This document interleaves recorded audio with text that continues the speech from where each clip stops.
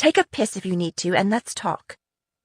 He sat up again, the blanket draped over his head like a voyageur's cowl, and blinked at her like an owl in daylight. And then, somehow, he slipped over the edge of the bed and down on one knee on the floor, arms spread gracefully, head bowed, a genuflection worthy of any up-and-comer at court. "Your munificence," he said, "please forgive me. My piss and I are at your command." Liz tried to think of what she should command his piss to do, but then she took a second look. He was so bloody thin, and the outstretched hands were trembling, and when his eyes met hers, the bottomless hunger in them broke her heart. Sasha was not amused. Grabbing the busker's outstretched arms, she twisted them behind his back and shoved him flat on his face on the floor.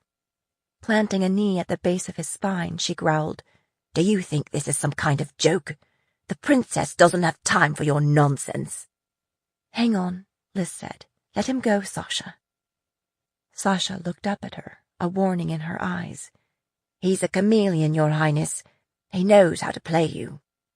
"I know that," Liz said, "and you may be right, but still." Reluctantly, Sasha released the busker and sat back on her heels, hands on her thighs, waiting. Pale as eggshells, the boy lay on the cell floor, gasping for breath. Then he rolled over, tried to sit up, then doubled over again. Liz knelt next to him. Sasha put her hand on Liz's arm. "Your Highness, don't get too close to him. If he's really sick, it might be something catching, and if he's not, he might witch you. At least wait until we can have a wizard in here with us." Liz had no gift for healing, no instinct for diagnosis, but she couldn't help thinking the boy's distress wasn't a sham. Not entirely, anyway. "What's the matter with you?" she said. This time the busker came up onto his knees. "I'm sorry, Your Highness, to be in such a state. He retched, then threw up onto the stone floor, spattering Liz's knees. I'm sorry." Taking hold of his shirt tail, he tried to swipe the sick from her trousers. "Leave off," Sasha growled. "Don't touch her, you murderous gutter-swiving." "I'm all right," Liz said. "I've been smeared with worse. Never mind." The busker licked cracked lips. "I'm sorry about the mess. I'm just not at my best in the morning is all. Perhaps if you came back later." Behind her, Sasha snorted in derision. "You'd think he was coming off a binge, wouldn't you? I guarantee he hasn't been drinking in here." Liz stared at the busker, who lay, sucking in shallow breaths. "How long has he been like this?" "He looked pretty good when he arrived," Sasha said. "It's only been today that he's been complaining that he's sick. Maybe he heard you were coming and knew the jig was up." "Call in a healer," Liz said. "With all due respect." "Do it," Liz said wearily. "He may be faking, but we can't take the chance that it's something serious or something catching. He needs to stay alive." The healer, Grace, looked too young to have much experience, but she'd practiced under Willow Watersong at Marisa Pine's camp, so she must have had some chops. She studied the busker, her eyes narrowed, then checked his pulse, brushed the backs of her fingers across his clammy skin, and peeled back his eyelid to have a look, ignoring his weak protests and a series of vile oaths, followed by the usual litany of apologies. She leaned in toward him and said, "Did you take something, boy?" "No," he said quickly, as if he'd anticipated the question. "No?" She raised an eyebrow. "Well, not for a long time." "What do you call a long time?" The busker didn't respond, only lay there in a heap of misery. "We can't help you if you don't tell the truth," Liz said. "You're not here to help me," the busker said. "Maybe we can help each other," Liz said.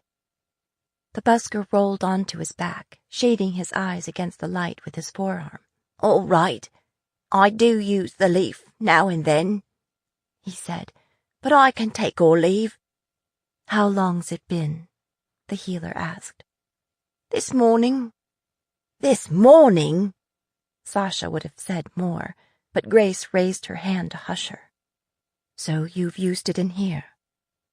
He nodded, then twitched as tremors rolled through him. "There's no way you smuggled anything in here," Sasha said, looking personally offended. "Or smoked it if you did. I don't believe you." The boy cracked a smile. "Maybe," he said, "I outsmarted you. Maybe some people aren't as hard-hearted as you are."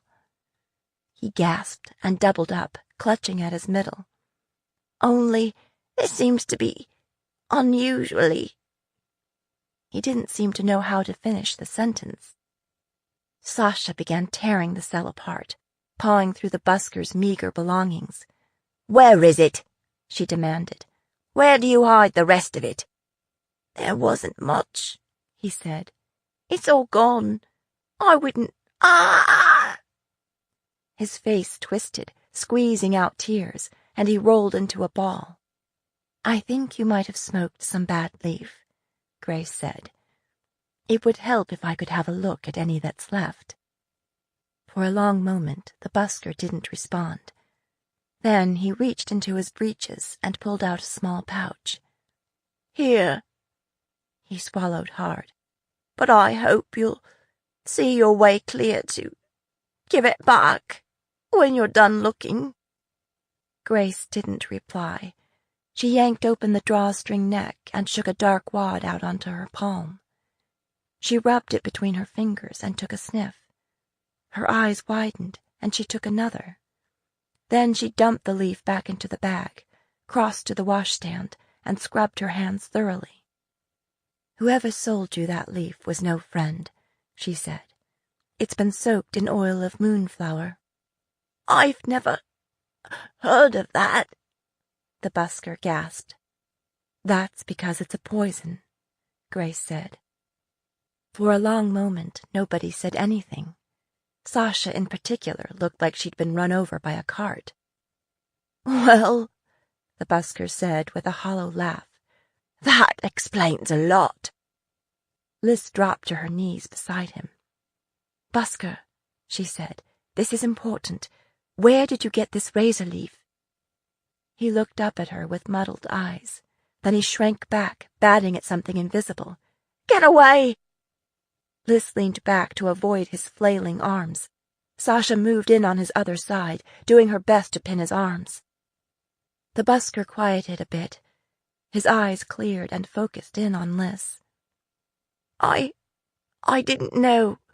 Your Highness, you have to believe me. I didn't know they were going to try and kill you." "I believe you," Liz said, gripping his hand. "Now where did you get the leaf?" "Somebody must have slid it through the bars last night while I was asleep," he said. "I woke up and found it. I thought it was a good Samaritan." He went rigid and began to tremble uncontrollably. "He's having a seizure," Grace said. "Roll him onto his left side, put a pillow behind him, and make sure he can breathe. You," she motioned to Sasha, "keep an eye out. If he vomits, clear it out so it doesn't get into his lungs. His lips are pink, and his nails are too, so he's getting air. Hopefully his lungs aren't too damaged." "Is there any treatment we can give him?" "Just support. If he'd swallowed it, we could dilute it with water or use charcoal or force vomiting, but it's in his bloodstream already." "This is my fault," Sasha said, her face gray. "I should have known I couldn't keep this quiet. I should have been more careful. Now somebody's got to him on my watch." Anger and frustration knifed through Liz. "What are his odds, Grace?" The healer rocked her hand back and forth. "I'd like his chances better if he was healthy. From the looks of things, he's been using a lot of leaf. If you keep on using, you just burn yourself up. A lower body weight makes any poison more potent. Liz looked across at Sasha. Who has access to the cell block? Just the Queen's Guard, Sasha said. Some in the Highlanders, nobody from outside. Liz stood. We need him alive and well enough to interview. Clearly somebody doesn't want that to happen. I don't want him to have any visitors without my approval, and no unvetted guards on him. I'm putting the two of you in charge of his care. I want both of you in here around the clock until he recovers. Me? Sasha said, looking horrified. I thought that with you back here, I'd be assigned to... This is the most important thing you can do right now to keep me safe. If he dies, we'll lose the one connection we have to whoever ordered the attack. Liz could hear the boy's raspy breathing from where she stood. Don't you dare die on me, Busker. If you do, I'll make a special trip to hunt you in hell.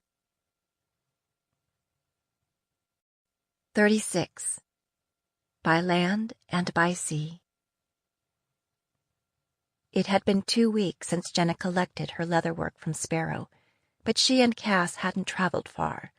They had decided that Fortress Rocks was a good location for flying practice. It was remote enough that they could fly for miles without being seen, and the terrain was variable, craggy mountains and high plateaus, and coastline within a few hours as the dragon flies. She hesitated to travel too far from the coast until she and Cass got a few things sorted out between them, like the many differences between people and dragons, their priorities, and their physical limits. Cass was high-spirited, headstrong, and growing at what seemed to be an impossible rate. The clothing and armor Sparrow had made for her fit well, so now she looked like a real warrior, but that didn't really make her one. She was woefully short on the kinds of skills she would need to confront Strangward or the Empress. She didn't exactly know what she would be up against, but she had a feeling that a sharp pair of ears, a keen eye, and a layer of scales wouldn't be enough. As a working-class city girl, she'd never had any reason to learn to use a bow, even for hunting. She'd had no practice with a sword. The closest she'd come was when she'd killed Mark with her mother's jeweled dagger.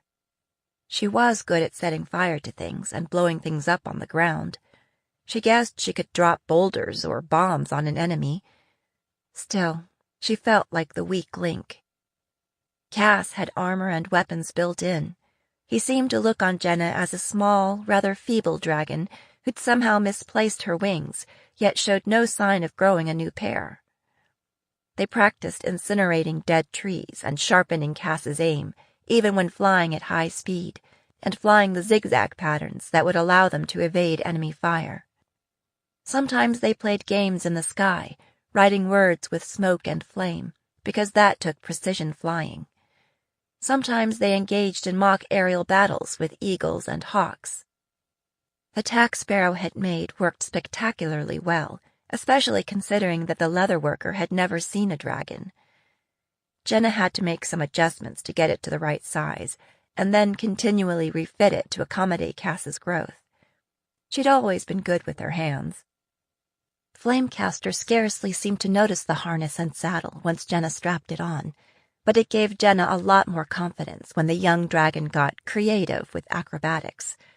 Now she clung to his back like a briar in wool, no matter how many twists and turns he made. For now, the best strategy seemed to be avoiding people altogether. The sudden appearance of a dragon in any populated area would end badly for Cass, or the people, or both. Once they landed, Jenna wouldn't be much help unless her opponent agreed to hold still long enough to be blown up. She resolved to change that. I can't hide out forever, Jenna thought. Sooner or later I'm going to have to go hunting for bigger game. She didn't know much about foraging either. Flamecaster brought fresh meat on a regular basis, and Jenna was able to rig up a fishing line and catch a few fish, and she found some mussels in the streams, plus watercress and cattail shoots and frozen cranberries in the marshes. Most everything else was buried in snow, or if it wasn't, she was afraid to eat it. Cass made no secret of his disdain for the vegetables she found. Not food. Food for food. Though he did have a bit of a sweet tooth. But Jenna could gather berries all day, and it wouldn't even be a mouthful for the dragon. She wanted to get familiar with the harbors and inlets along the coast, places where a pirate might be found. She'd also promised Cass they would go fishing. So one morning they headed for the coast. They left before the sun was even aglow on the horizon, hoping that by the time it was light, they would be far to the north, where, Jenna hoped, it would be less populated, and they would be less likely to be seen.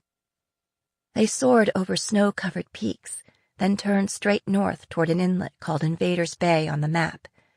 The mountains formed a dark wall to their left, and the distant Indio was somewhere out there in the dark to their right.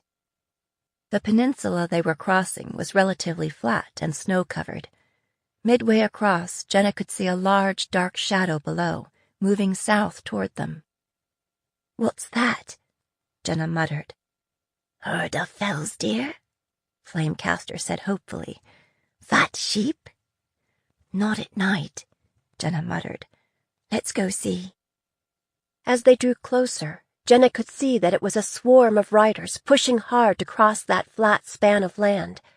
Now and then they glittered as the setting moon reflected off the weapons they carried.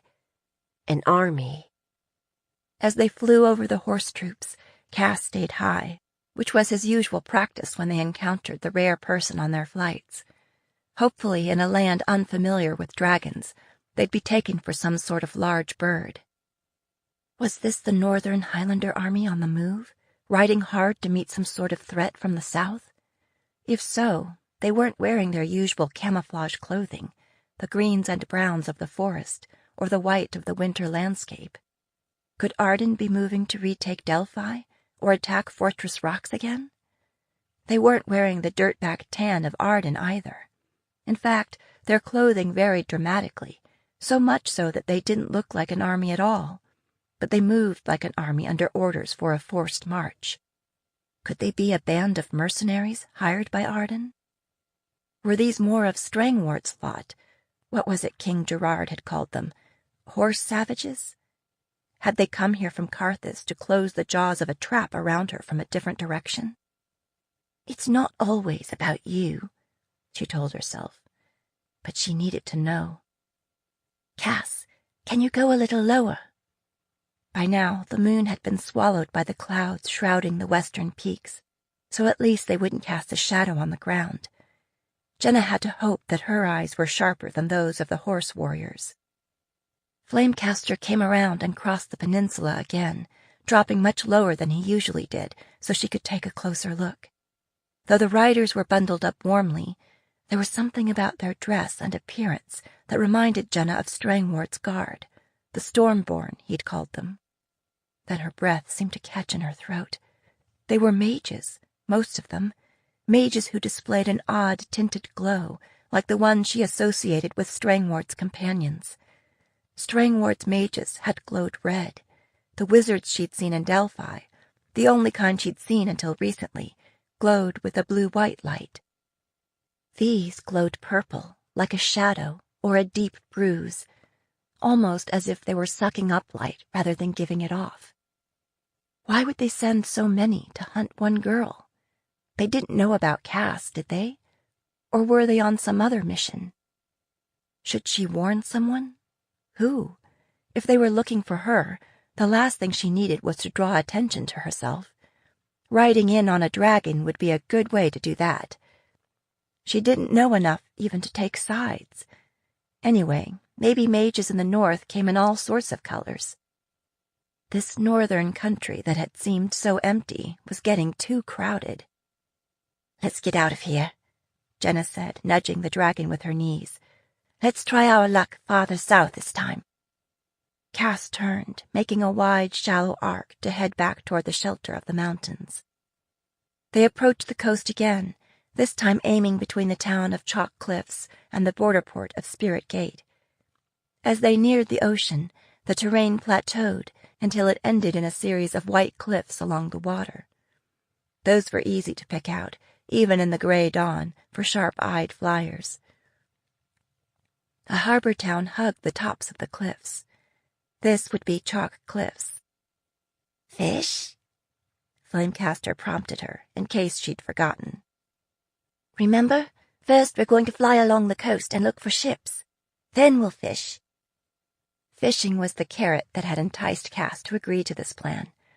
After his experience with Strangwort, he was still wary of ships. The dragon ascended rapidly as they passed over the harbor, and the few ships anchored there. Higher and higher they flew, and Jenna knew that the dragon meant to come down in one of his steep dives that left her stomach far behind. But as they reached the top of the climb, she looked out to sea, far out to sea, and saw 3 tall ships anchored a few miles offshore, silhouetted against the brightening eastern horizon. What are they doing out there? Jenna thought. Flamecaster saw them just about the same time and put on the brakes so abruptly that if not for her improved seat in the saddle, Jenna would have been pitched over the dragon's head. Dark place. Chains. Color hurts. Making a tight turn, the dragon made a beeline for shore, his neck stretched forward as if that would get him there sooner. Hang on, wait. It's all right, Cass. I won't let that happen to you again. It made no difference. The dragon didn't slow down until they were back over land again. She could feel his heart thumping in his throat, and every now and then he whimpered. Jenna thought about it. She'd never gotten a good look at Strangwart's ship, except when they'd soared over it just before it exploded. Her vision was good, but the dragon's eyes were even better. Do those ships look like the one you came here in, Cass? Maybe. His hide quivered under her fingers. No fish today. Had Strangwort returned so soon, with 3 ships this time, to try his luck again?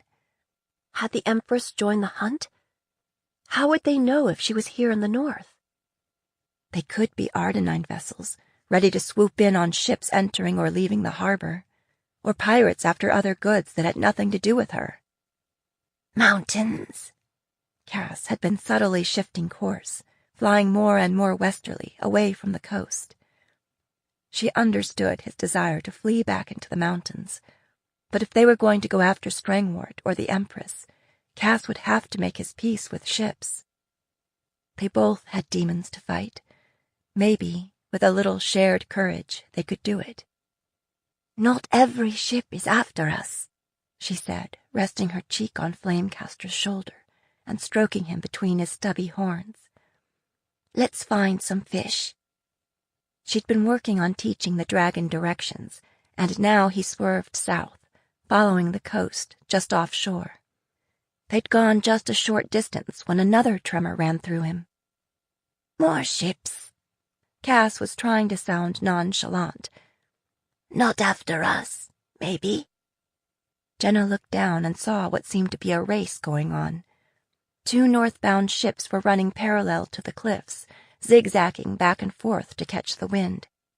The ship in the lead was a smaller vessel, broad of beam with 2 masts. It wallowed a bit through the waves, slow to turn and maneuver. The other was a sleek, tall ship with multiple sails. This one closely resembled the ship she and Adam Wolf had destroyed at Ardencourt, and the ships they'd just seen lurking offshore. Jenna didn't know much about ships, but even she could tell that this was the faster of the 2. It seemed like it was only a matter of time before the one overtook the other. Was the smaller ship a Felsian vessel under attack by Arden or the Empress? If so, should they help? This is not your fight, she told herself. If it's not, then how do you know when it is your fight? A memory came back to her, of her father pleading with her to quit blowing up things. I wish you wouldn't do the things that you do. That's surely a job for someone else. Nobody takes the risks that you take. And her response, I'm not going to huddle in a garret while others do my fighting for me. If that's Strangwart's ship, or Strangwart's allies, then it's my fight. Jenna sighed. Cass, can you go down a little closer so I can make out the colors? Making a shallow turn over the land, Cass came around again, swooping lower over the 2 ships. The smaller ship flew a banner with a yellow star on a blue field. Was that the Felsian flag? She had no idea. The larger ship flew a black flag, which seemed to name it the villain. As if to underline that thought, the larger ship launched a ball of fire at the ship in the lead. It landed a short distance off their bow. It was not cannon fire. It was some kind of majory. "Pirates miss." Cass curled his lip in scorn, exposing sword-sharp teeth. "No good." "I think they're missing on purpose," Jenna said. "They don't want to sink them. They want them to surrender." Now the larger ship ran another flag up its mast. It was a purple death's head on a black background. The same colors Strangward's ship had flown. Pirate colors. Did that mean it was Strangward? How could he have found another ship so quickly? Was it the Empress herself? Suddenly, Cass pitched and rolled sideways, flapping madly to regain his equilibrium and avoid smashing into the cliff. By the time he righted himself, they were some distance inland. For a moment, Jenna thought that she might lose her breakfast. "Jenna sick?" Cass sounded worried. She couldn't blame him. She'd thrown up on him before. "It was just, I guess I wasn't expecting that," Jenna said. "What happened?" "Wind changed." That stirred something in Jenna's memory, but she couldn't pin it down. By the time they made it back to the coastline, the smaller ship was lying just offshore, the bigger ship blocking the way out to sea. They could see people moving on the decks, and she could hear shouting between the two ships. The pirates seemed to be demanding that the smaller ship surrender, and the crew of the smaller ship seemed to be refusing. Now the small ship raised a different flag, a stylized dragon, not Felsian then, and returned fire, destroying the pirate ship's tallest mast. The dragon-flagged ship plowed north again, hugging the shoreline. After some momentary confusion, the pirates gave chase, lobbing bolts of flame at their quarry that came close, but never hit. Cass followed, skimming the cliff top, so hopefully they wouldn't be seen. Should they intervene? Set fire to the pirate ship? Drop a block of granite onto its deck and put a hole in it? It would be easier to pick sides if they knew for sure who was down there. Since they didn't, it was hard to justify risking themselves. Does he really think he can outrun them? Jenna thought. Not running, Flamecaster said. No feet. Jenna rolled her eyes. Dragon jokes. As it turned out, the little ship didn't need their help. Just as the bigger ship seemed close to overtaking them again, it appeared to slam into an unseen barrier. With an awful crunching, grinding sound, the bow of the pirate ship lifted a little, then settled back as the ship shuddered to a stop, listing. The smaller ship sailed on. Jenna could hear faint cheering from the decks. Now she could see the shadowy shapes under the water, extending out from the shoreline. A reef. It took a moment for her to figure it out. The smaller shore-hugging boat had a shallower draft than the sleek pirate. She could glide over an obstacle that stopped the blue-water ship in its tracks. In other words, the crew of the little ship had outsmarted the pirates. The pirates had figured that out too, because now a storm of flame arced from the larger ship, hissing into the water all around the other ship, which was rapidly putting distance between them. One blast of flame finally hit home, cracking one of the masts in two, but the little ship kept moving, the crew manipulating two smaller sails until it was out of range. Jenna was torn between following after the smaller ship and taking a closer look at the pirates, who were swarming over the decks trying to put out the flames in the mast and rigging. She could see someone standing on a small raised deck behind the tallest mast, shouting orders to the others. Someone who glowed so brightly that Jenna had to squint. "Can you get down a little closer?" I'm sure those are someone's last words, she thought. Jenna could sense the dragon's bone-deep terror. Not after us, not after us. He slowly spiraled down toward the water's surface, his muscles bunched with tension. Maybe it was catching, because as they drew closer, A dull dread took root in her and grew. The mage mark on her neck seethed and burned as if it might burst into flame. Every fiber of her being screamed danger. "Jenna!" Cass gave her a mental nudge. "One quick look, then we'll go," she said. The first surprise was that the figure on the deck was a young woman, not much older than Jenna. Locks of metallic silver hair twisted around her head like a nest of snakes in a scary story. She wore a leather waistcoat over a snowy linen shirt with a divided skirt. The dagger belted at her side. Jenna's heart quivered and almost stopped. It was a jeweled, curved dagger, like the one left to her by her mother, the one her father had kept hidden in a box under her bed until they came for her. This must be the Empress that she'd been warned about, that had been hunting her, that she was hunting now. Celestine. Surely she was too young to be an Empress. It was as if the Empress heard her name. She stiffened, then looked up and saw them. A rush of emotion all but foundered them. "You!" Jenna wasn't sure whether the Empress spoke aloud or inside her head, but the message was clear. Mingled triumph, joy, and unbridled lust. The Empress extended her arms, greedily reaching for them. "Cass!" The dragon was already climbing, his neck extended, his muscles bunching and releasing as he sliced through the air. Jenna clung to his back, shaking, and no use to anyone. When they were high in the sky, Jenna took one quick look back. The Empress still stood on her ship's deck, hands on hips, watching them go, ignoring her crew, who were still frantically fighting the fire. When they were out of sight of the pirate ship, Cass slowed his frantic wing beats and flattened his climb a bit. "What now?" It was a measure of his agitation that fishing wasn't even mentioned.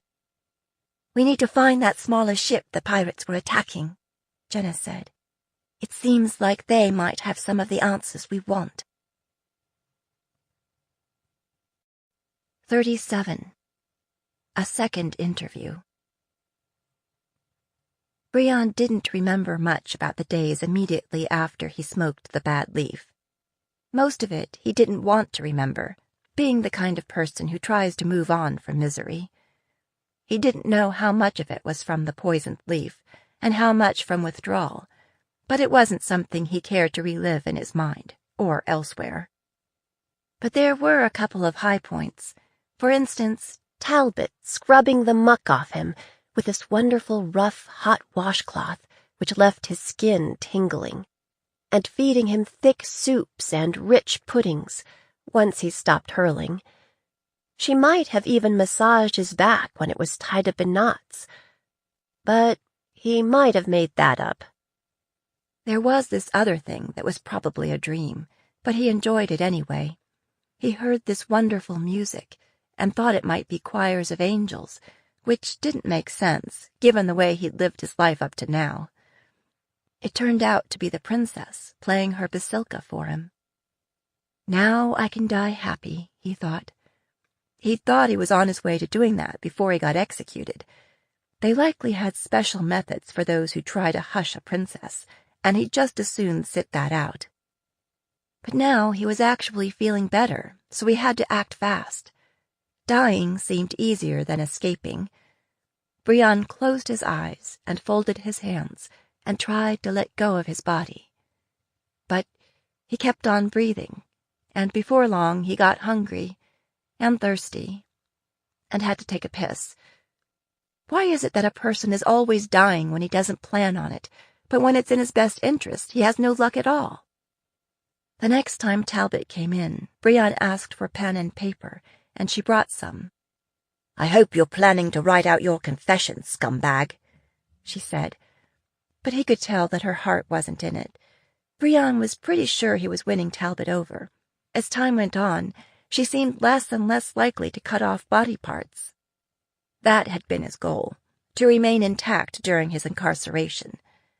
A man has to have goals, and now that he was off the leaf, he was doing better at remembering them. Besides, Brian wasn't used to being hated. He didn't like being packed in with somebody who looked like they wanted to yank his guts out through his eyes, or some other aperture. Another good word, aperture.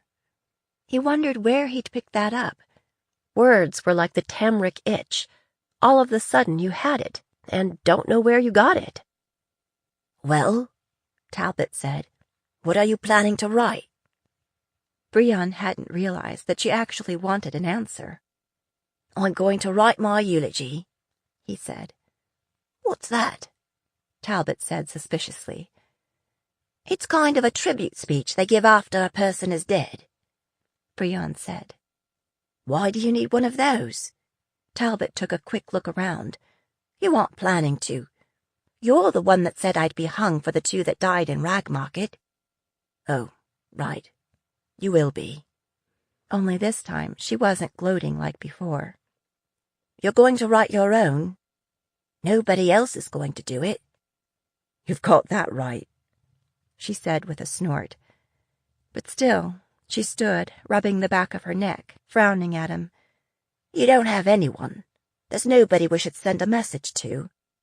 "No," he said. Aubrey had cared about him, he was sure of it, but he wasn't going to send them out hunting for her.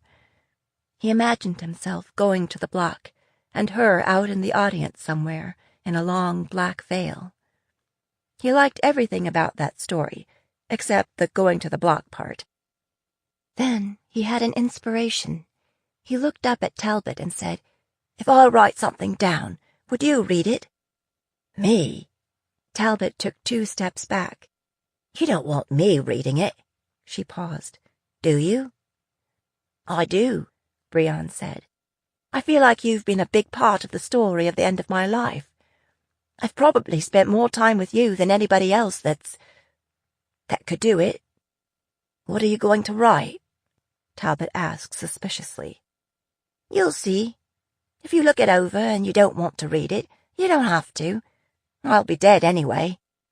"All right," she said. "Fair enough." She cleared her throat. "My name is Sasha. Call me Brion, if you want." It wasn't easy to come up with anything to write. Half of his life had been blotted from his memory, and he didn't really want to write the other half down. Now that his mind was clear, he was remembering things he'd done that he'd just as soon leave buried. It was like when you find something promising lying in the street, and you rinse it off, and it's just a hunk of broken glass. It's all in the presentation, he thought, looking over his page of scratched-out lines. He tried to look out for his friends. He knew how to have a good time. He told stories. He loved sunrises and puppies and walks by the ocean. Sometimes he made people forget their worries for a little while. Then again, you could say pretty much the same for Leaf. Speaking of Leaf, he wondered if he would be granted any last requests. When he wasn't struggling to put words together, he spent his time reading and sleeping and eating. It wasn't a bad way to spend his final days. He was just grateful that he wasn't spending them sweating and shaking and cramping and heaving. He was mortified at the display he'd put on when the princess came to see him. He would offer a sincere apology if he ever saw her again, which he probably wouldn't, which was probably just as well. A few days later, Brion was sitting under the window where the light was best, struggling with his eulogy. Sasha had called him a charm-caster, but that didn't seem to project the right image. He decided he should go with something more dramatic, like Shadowcaster. They called him Shadowcaster because he came out of the shadows and stole the minds and hearts of men, also women. They called him Shadowcaster because he cast a great shadow over the events of the day. People called him a murderer, but it just wasn't true. They called him Shadowcaster because his music was like a torrent of light amid the shadows. No, actually, it was the other way around. That was the problem. He was trying to write a story about a hero, but the truth kept elbowing in and ruining it. This story isn't about you. This is about the person you wish you were. Just then, the door banged open, and in came Her Highness with Sasha Talbot, a moblet of bluejackets, and, to his surprise, Rogan Shadowdancer, Shadow in the north. The traitor must be back from wherever he'd gone off to. To Brion's relief, the young mage Finn wasn't with them this time. Brion brushed his fingers over his nearly healed arm. He still wasn't exactly sure what had happened, but he wanted to avoid a repeat. The princess arrived with an entourage. Entourage? That was a good word. Shadowcaster always travelled with an entourage. His friends were many, and his enemies few. Maybe in his next life. Brion wrote the line down before he put his scribbling aside. He rose and crossed the room to where they stood. The bluejackets leapt to get between him and the princess. He made what he hoped was a graceful bow. "Your Highness," he said, "I apologize for my appearance and my behavior the last time we met." "Are you talking about the time you lured me into an ambush, or the time you threw up on me?" the princess said. "I apologize for both," Brion said, bowing still lower. When he straightened, she was studying him, her head cocked, eyes narrowed. So he studied her back. The night of the concert, he'd seen her first on the stage in her fancy dress, and later on the street in her tribal garb. Now she was dressed like a soldier in the spattery colors the Northerners wore. It was like she was 3 different girlies in one. He'd sensed some of that in her song. "You're not the only one that's a chameleon," he thought. "Only, in my case, it's more like I don't really know who I am." "You're looking amazingly well," the princess said. "It's hard to believe you're the same person." Brion fussed with the cuffs of his prison shirt. He'd rolled them a bit and turned up his collar for a casual, jaunty look. "I am not the same person, Your Highness," he said. "I am transformed, thanks to Corporal Talbot here, and Grace, and your team of healers. I would be happy to answer any questions you have. I can't tell you how relieved I was to find out that you survived the attack the night of the concert." "Especially since you were caught," Sasha said. The princess looked him up and down, head to toe. "Are you getting enough to eat?" "Yes," Brion said, embarrassed. He knew he looked like a street urchin in a famine. He patted his stomach, or where it should have been if he'd had one. "The food's good, and there's plenty. I've probably already gained a few pounds." "You could use a few more," the princess said bluntly. She motioned for the guards to bring up some chairs, 3 chairs facing one. "Sit down," she said. Brion took the single chair, and the princess sat opposite, with Sasha to her left, Shadow to her right. That was when Brion noticed that Shadow was carrying his Jafasa. Not only that, it had been repaired. It looked to be as good as new. Shadow set the Jafasa on the floor, the neck resting against his thigh, and curled one arm protectively around it. Brion stared at it. It was like it crowded everything else out of his mind. It was the first time in a long time that he'd felt a bone-deep ache for anything other than Leaf. "What do you like to be called, Busker?"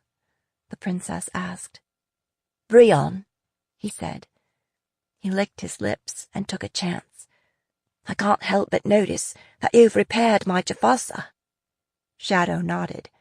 "I believe I have restored your musical instrument to playing condition." "Shall I try it and see?" Brion said, reaching for it. Shadow pulled the Jafasa back, out of reach. "You'll have to take my word for it for now," he said. For now? Did that mean that eventually? "I didn't realize that you were a luthier," Brion said.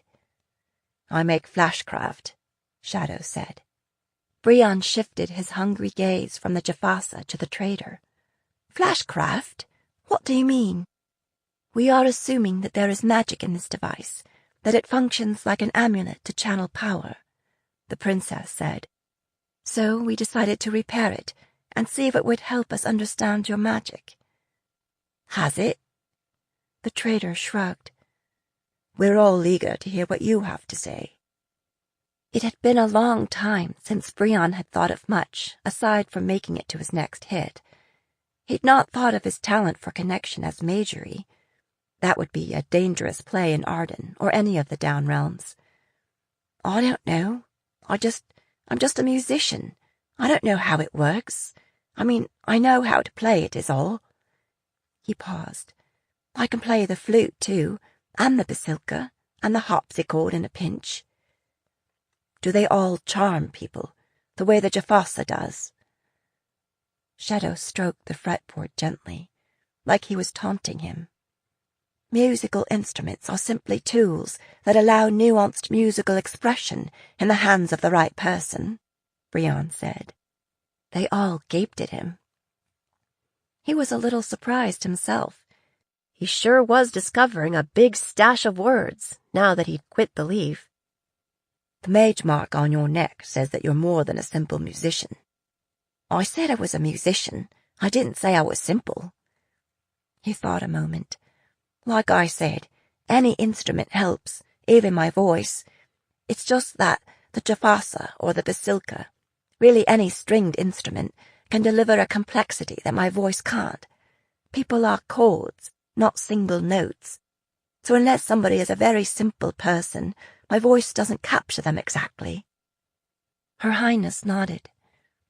When I heard you playing, it was like I knew the song before I ever heard it. I've never, been on the receiving end, so all I can tell you is what it's like from my end. He thought a moment. I connect to people, he said. I read them, and I hear their music and play it back to them. Everyone is different. Everyone has a different song. I don't understand, Shadow said. You see, that's what's so seductive, Brion said. Everybody flinched at the word seductive, but he soldiered on. We come into this world alone, and we go out of it the same way. Even our partner, our lover, our best friend, they can only know a part of us, and that knowledge is imperfect. Imagine hearing your song, your truth, reflected back to you. It resonates here. He pressed his fist against his chest. I don't have to imagine it, the princess whispered, putting her hand over her own heart. Are you saying that you're a mind reader? Sasha looked a little panicky, like she wanted to race from the room, like she had thoughts she didn't want to share. Brion shook his head. It's more like a current that runs between me and the listener. It's like, all your life you've been looking for someone who understands, and now you do. It seemed like it shuts out everything else too, the princess said. It was like everything else was thrown into shadow. Exactly, Brion thought, pleased. Shadowcaster. The question is, Busker, are you casting light or casting shadow? Shadow said. That was a very good question. Brion wished that he had a very good answer. He just shrugged. Who hired you to lay in wait for the princess heir and lure her away from her friends? Sasha said, as if eager to get on to a more solid footing. I didn't do the deal myself, Brion said. It was my manager. Your manager? The princess sat forward. Who is that? He went by Wax, but I think his real name was Crosby or Crowley, maybe. Wax, Talbot butted in. Right, you know. From the blank looks on their faces, they didn't know. Like shares, everybody gets a whack of the pie, but Wax always got the biggest slice. Where can we find him? Shadow said. He's dead. He was murdered in a warehouse back in Fellsmarch, along with one of my, colleagues. Princess Alyssa's eyes narrowed, and Brion got the idea that she already knew about the bodies in Southbridge. I think it went down during the street concert, Brion said. If I'd have been there, I'd be dead too. He scanned their faces, looking for sympathy, but got none. And you were the only one that escaped? Shadow wasn't buying. Well, me and Aubrey, Brienne said. You know, the girlie that travelled with us. So Aubrey was in on it? Shadow leaned forward, as if eager to suck down this new knowledge. What do you mean, in on it?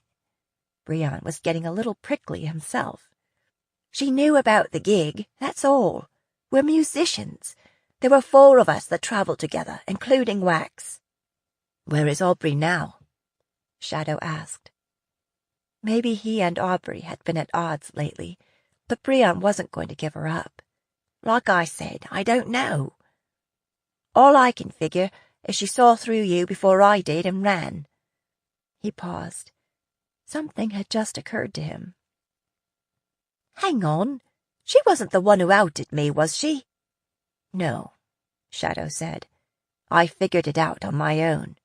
So this Wax was the one who gave you the orders? You're claiming you never met the client? They all 3 leaned forward. Actually, I did meet the client on the street before the concert. Brienne explained about the meeting with the supposed star-crossed suitor, the instructions he'd been given. He was the one that gave me the locket and the flowers. He gave you the flowers? Shadow looked at Talbot as if that was a major clue. Aye, he did. I thought it was peculiar at the time that he didn't want to give them to her himself. I mean, wouldn't you want to get the credit? Sasha pulled out the princess's locket, pried it open, and studied the images inside. Why would this client give you her locket? There's no picture of her in here. Why would she carry a picture of herself when she could always look in the mirror? Brienne said, then cursed himself for a smart-ass. What Talbot means is, why was the locket important? Shadow said. It sometimes helps me to connect if I have something that belongs to them, Brienne said. It helps me get to know them better. I knew it, Talbot said, slapping her thigh, as if he'd just signed a full confession. Maybe you're not a regular wizard, but you're some kind of charm caster just the same. The way she said charm caster, it sounded filthy. I'm a musician, Brienne said stubbornly. It was supposed to be a street concert. I had no idea what was going down.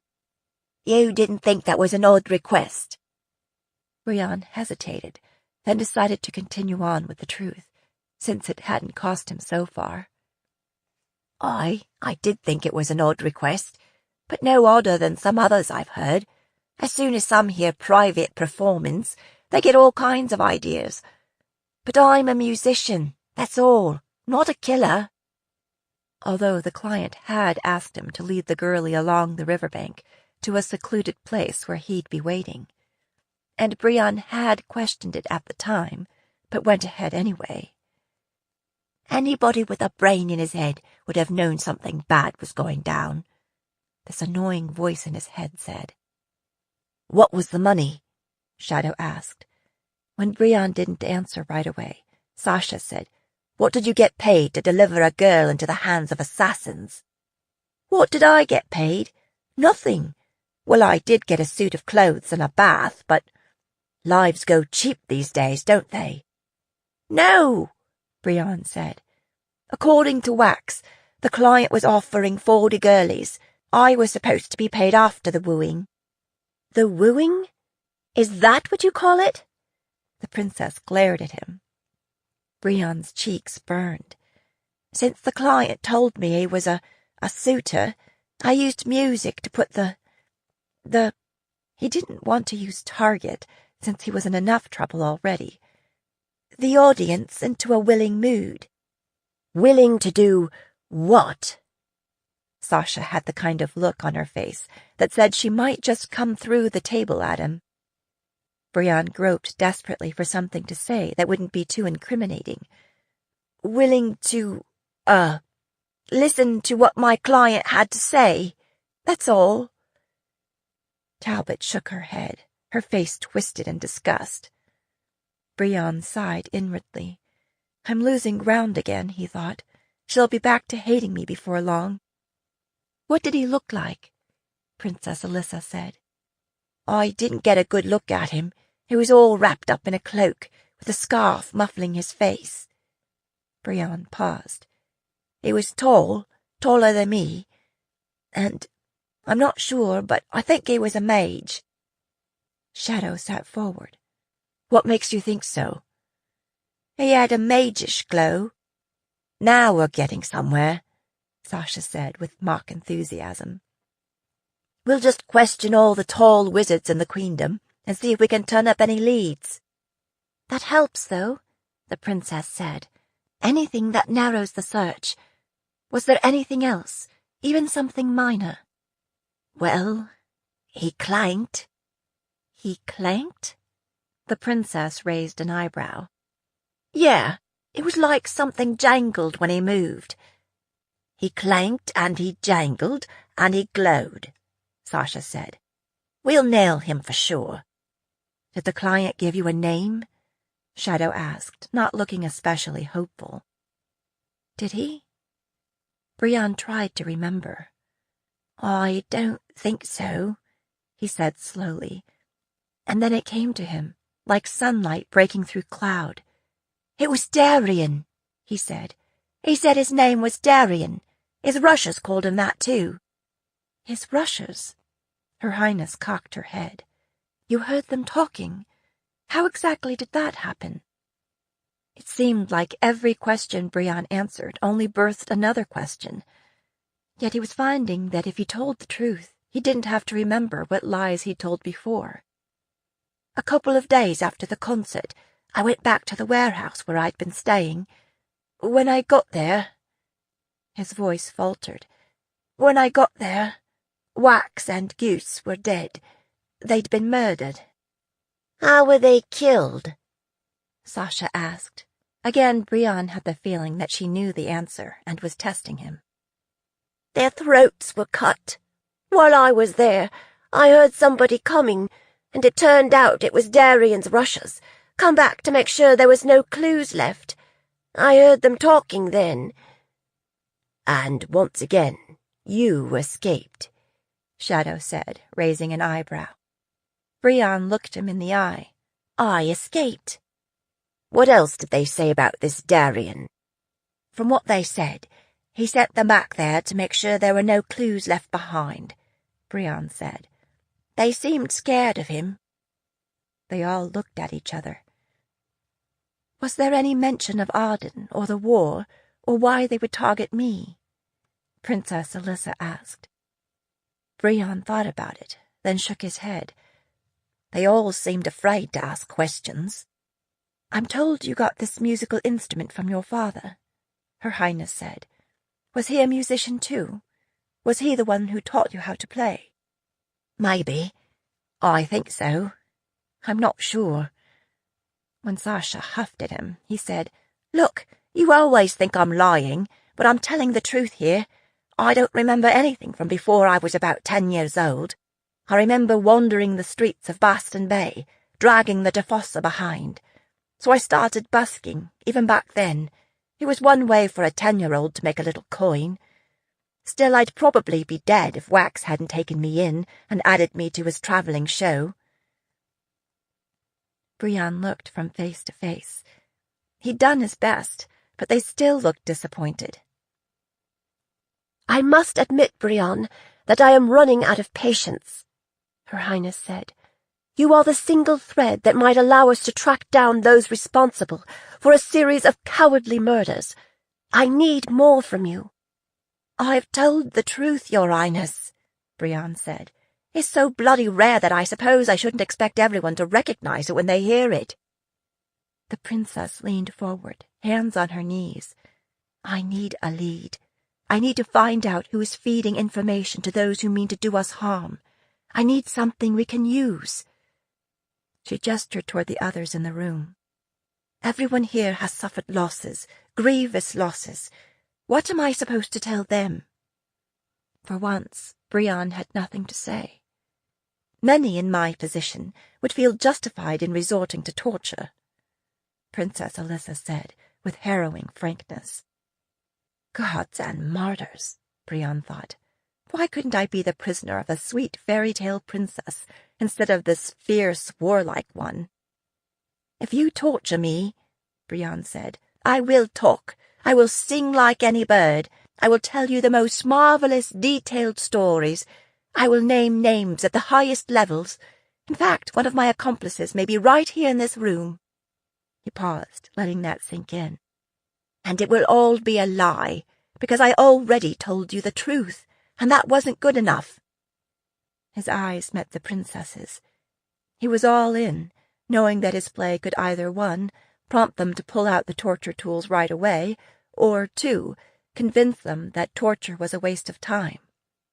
Naturally, he was hoping for 2. Princess Alyssa sighed. It's only my belief that torture doesn't produce actionable information that stays my hand in this case, she said. Brienne's breath whooshed out, leaving him a little weak and giddy.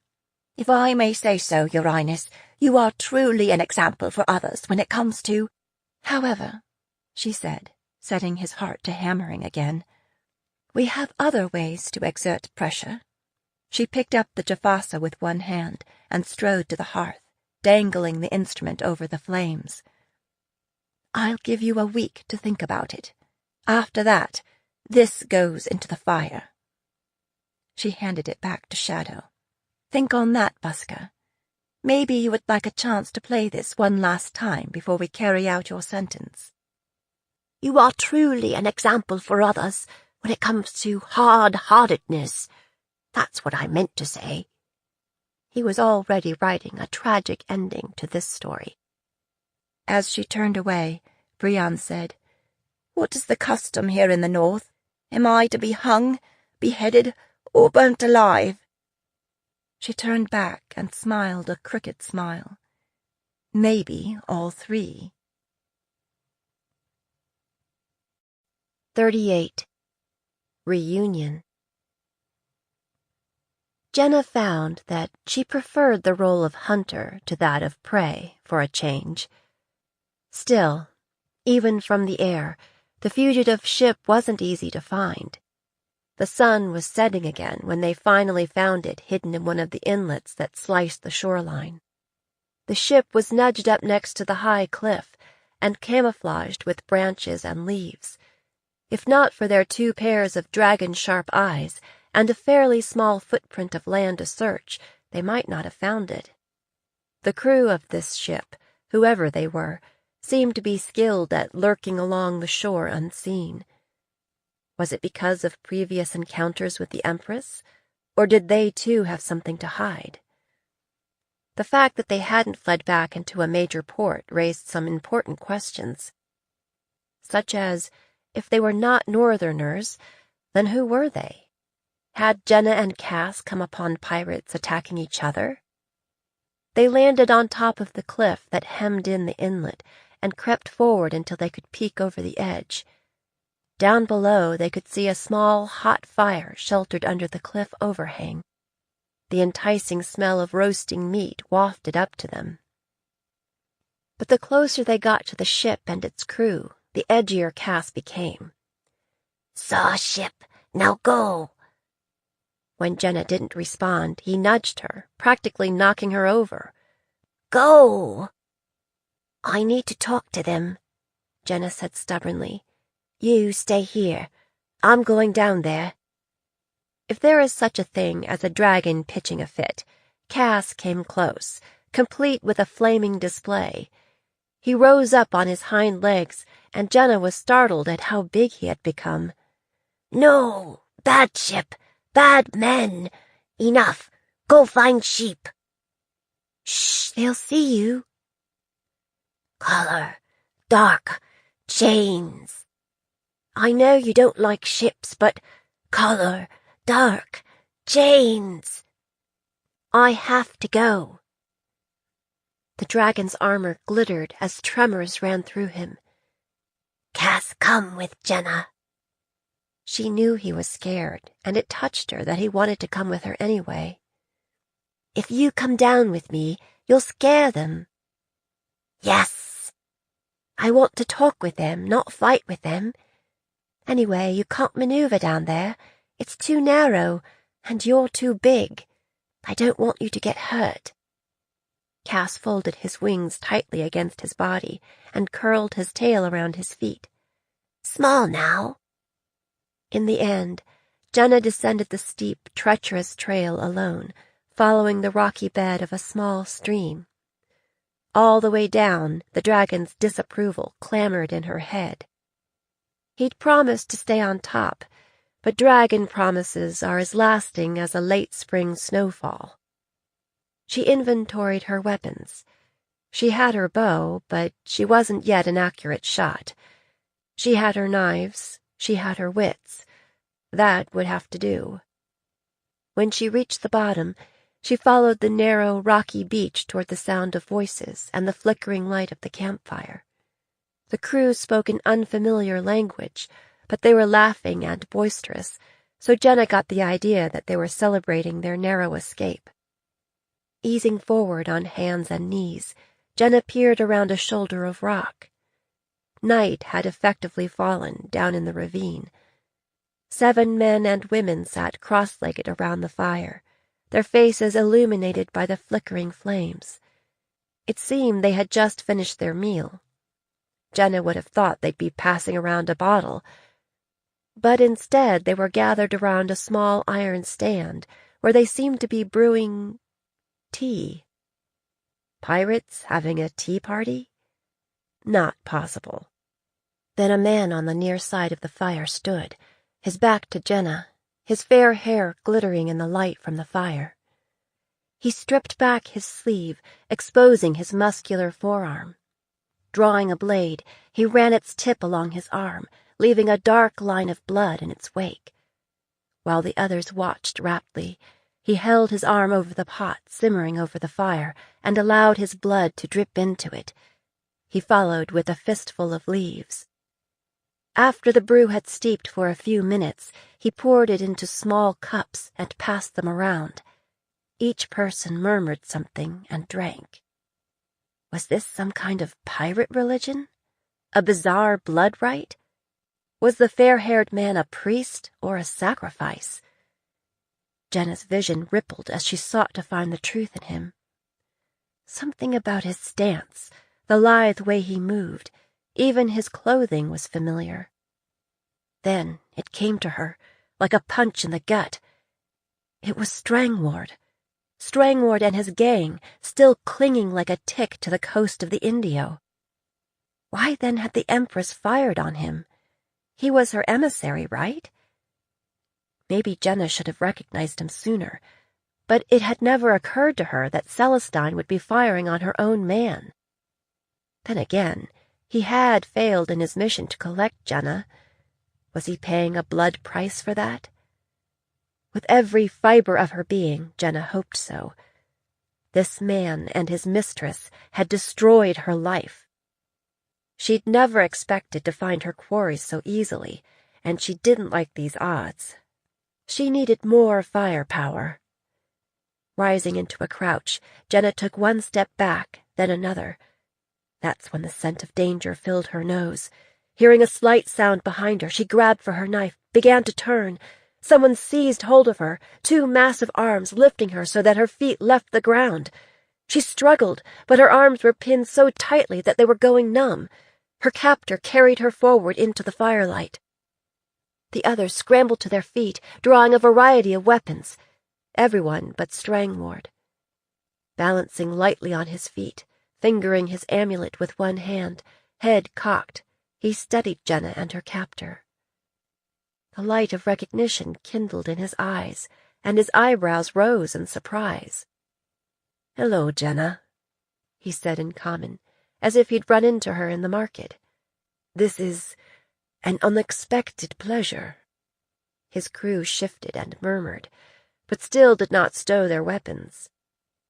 Jenna sorted through several possible replies.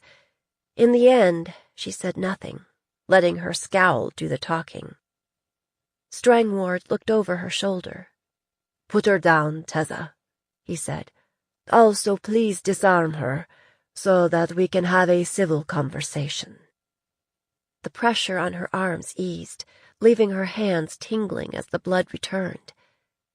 Tessa carefully set her down on her feet, took the knife from her hand, and patted her down for other weapons. Her skin grew oddly numb, and she knew her scales were surfacing, as they always did in times of danger. When he was nearly finished, Tessa stopped and stared at her, the puzzlement on his face almost comical. Then he reached out a dirty finger and ran it over her cheek. "Lord Strangford," he said, standing to one side and pointing. He added something in their own language. Strangford studied her, then brushed his fingers lightly over her face and the skin on her forearm. He didn't seem nearly as surprised as Tessa. "Dazzling," he murmured. He took a step back and looked her up and down, taking in her riding skirt and sheepskin jacket. "It seems that you have been transformed," he said. "It seems that you and your Empress are not getting along," Jenna said. "Why is that?" Surprise flickered across his face. Taking her elbow, he drew her closer to the fire. "Please," he said, "sit down." Well, Jenna thought, you did want to talk to somebody who could tell you more about the Empress. She sat in the same cross-legged style as the others had. He gestured toward the teapot. "Would you like some?" "No," Jenna said flatly. He grinned. "It's an acquired taste, but I can make a fresh pot if you like, without spiking it." "No, thank you." He sat down opposite her. "We have some roasted wild turkey and flatbread, if you'd like some." Jenna wavered. It had been forever since she'd tasted bread, and turkey had always been one of her favorites, and she needed to keep her strength up. "How is the turkey cooked?" she asked. Strangford laughed, a genuine, hearty laugh that seemed to come from deep within. "You are a demanding guest," he said. "When someone gives you a sweet cake, do you poke holes in it to check the filling before you take a bite?" "If I thought it might be filled with blood, I might." He laughed again. "I promise that any blood you see belonged to the turkey." Strangford whacked off a slice of meat with his knife, folded it into a piece of bread, and handed it to her. Jenna took a big bite, blotting at the juice that ran down her chin. It was perfect. She took another bite. "I believe we got off on the wrong foot the last time we met," Strangford said. "I'd hoped to pull off a rescue, but King Gerard got in the way." "That was a rescue?" Jenna lifted an eyebrow. "If so, it was a pretty poor one." Strangford grimaced. "I failed, clearly. It was hastily planned and badly executed. But when I got word that the Empress had found a girl with a mage mark, I had to act fast, before she collected you." "So you really don't work for her?" "No," Strangford said. "I really don't." "What do you care what happens between me and the Empress? We'd never even met before you came swaggering into Arden's court." "Because she is hunting me, too." He paused long enough to let that penetrate, then said, "Here, I'll show you." He bowed his head low, took her hand, and pressed it against the back of his neck. She could feel the cobwebbing of metal, the cool hardness of the jewels set into his skin. She pushed forward onto her knees, brushing his hair aside so that she could take a closer look. She guessed it must resemble her own mage mark, though she'd never seen her own. It was an intricate design, with wavelets, jagged bolts of lightning, and towering thunderclouds. "What does this signify? What is your gift?" "I have many gifts," he said, tipping up his chin. "One of them is the ability to influence the wind and weather." Sliding his hand under his shirt, he pulled out an object on a chain and extended it toward her. "Does this look familiar?" Jenna stared at it, then reached out a finger to touch it. It was a piece of a broken pendant, a mariner's compass like her own. She nodded. I had one too, and I'll bet that it fits together with yours. But we'll never know that, because I haven't seen mine since Arden's court. His face fell.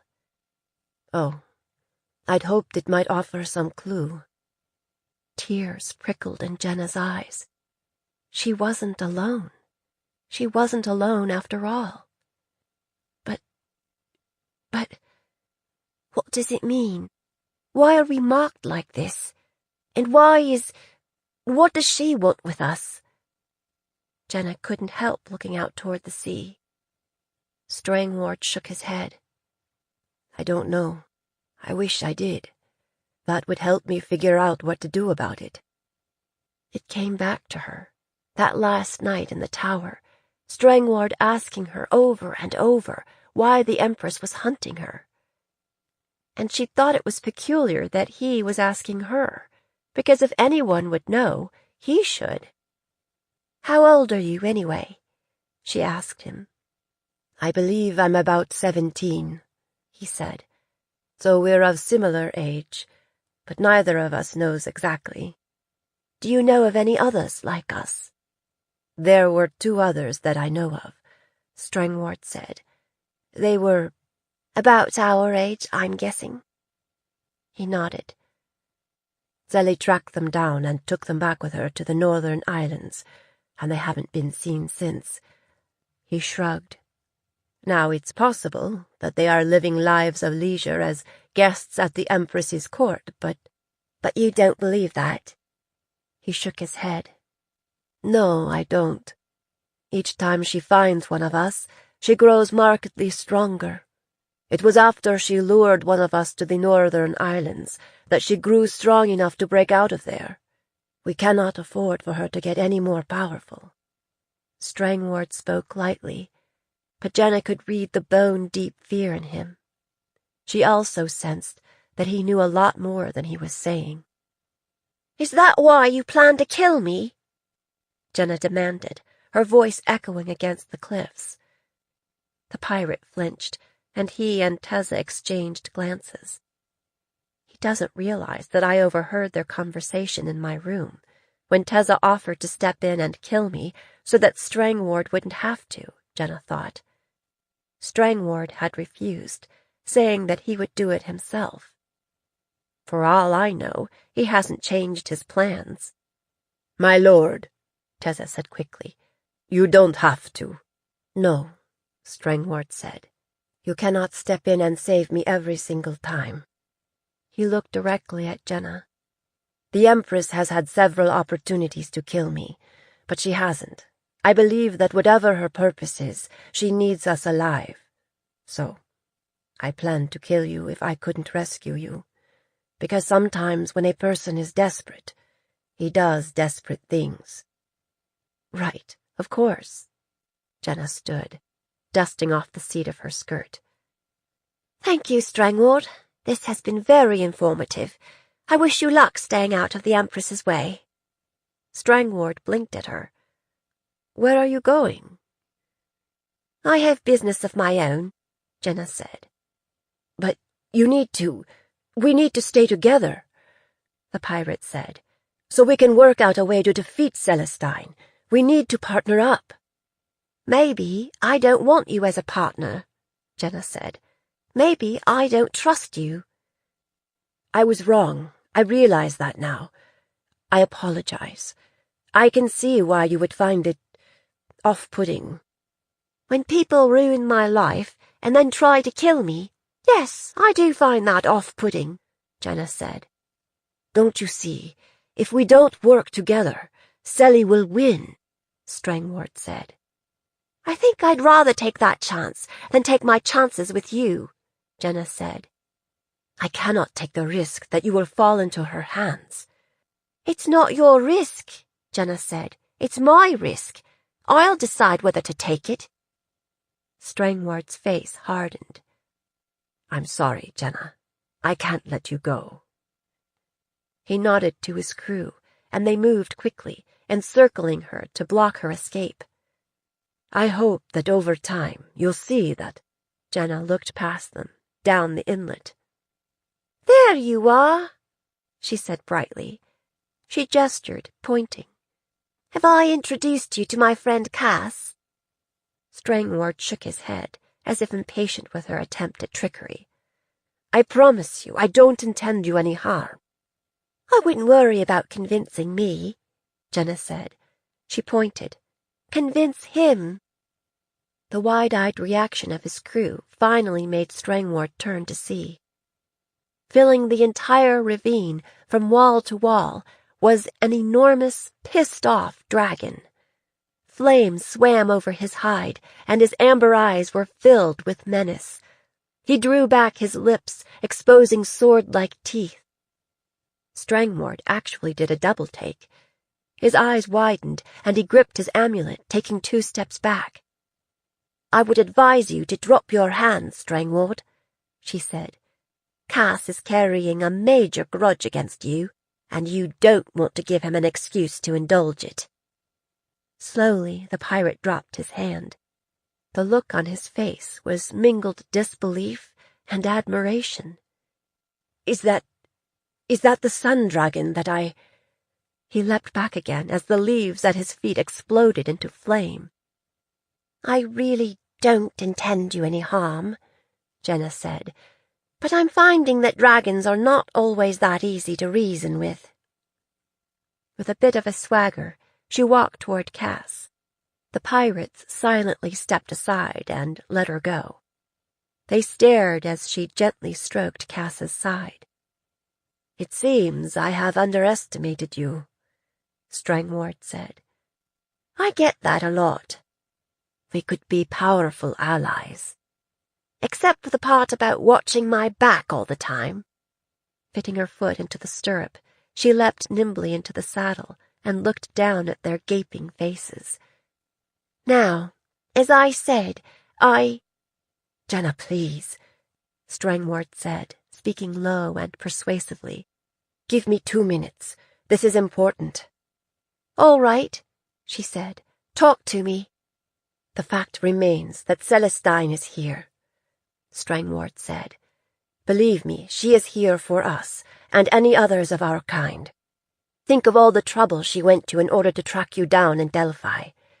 She will never stop hunting us. She has ships off the coast as we speak, and an army marching toward Chalk Cliffs. Once she wins the deep-water port, she'll begin to offload her army. She means to conquer these realms, so that she can destroy our last refuge. It's that important to her." Jenna thought of the army she'd seen crossing the plateau and couldn't help shivering. "Her soldiers are blood-sworn slaves, physically enhanced and all but impossible to kill."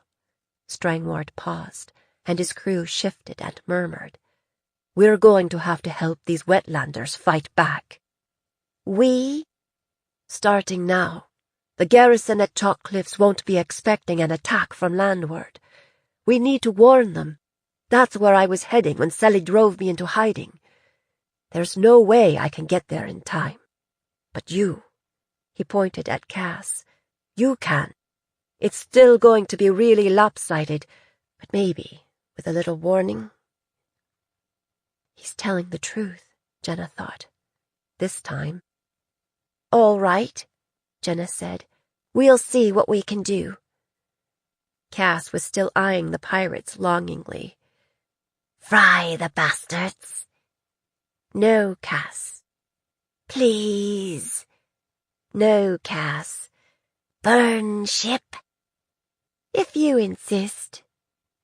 Jenna smiled at Strangward and his crew and said, "Better move aside. We'll need a running start." Strangward and his crew pressed themselves to the cliff face under the overhang. Cass barreled across the sand, then launched into the air. As he passed over the hidden ship, he flamed it from bow to stern. Oops!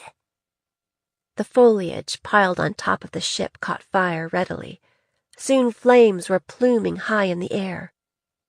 "Looks like you're going to need another ship," Jenna thought.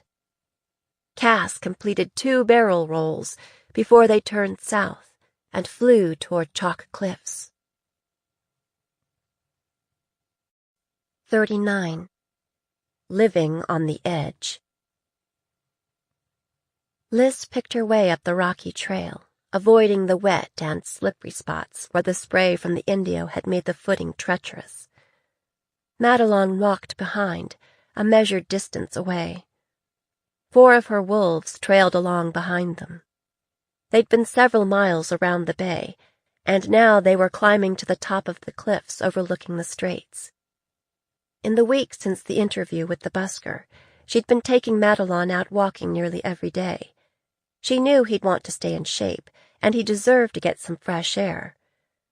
They both needed to burn off energy, and it was something they could do together, with little risk of kissing.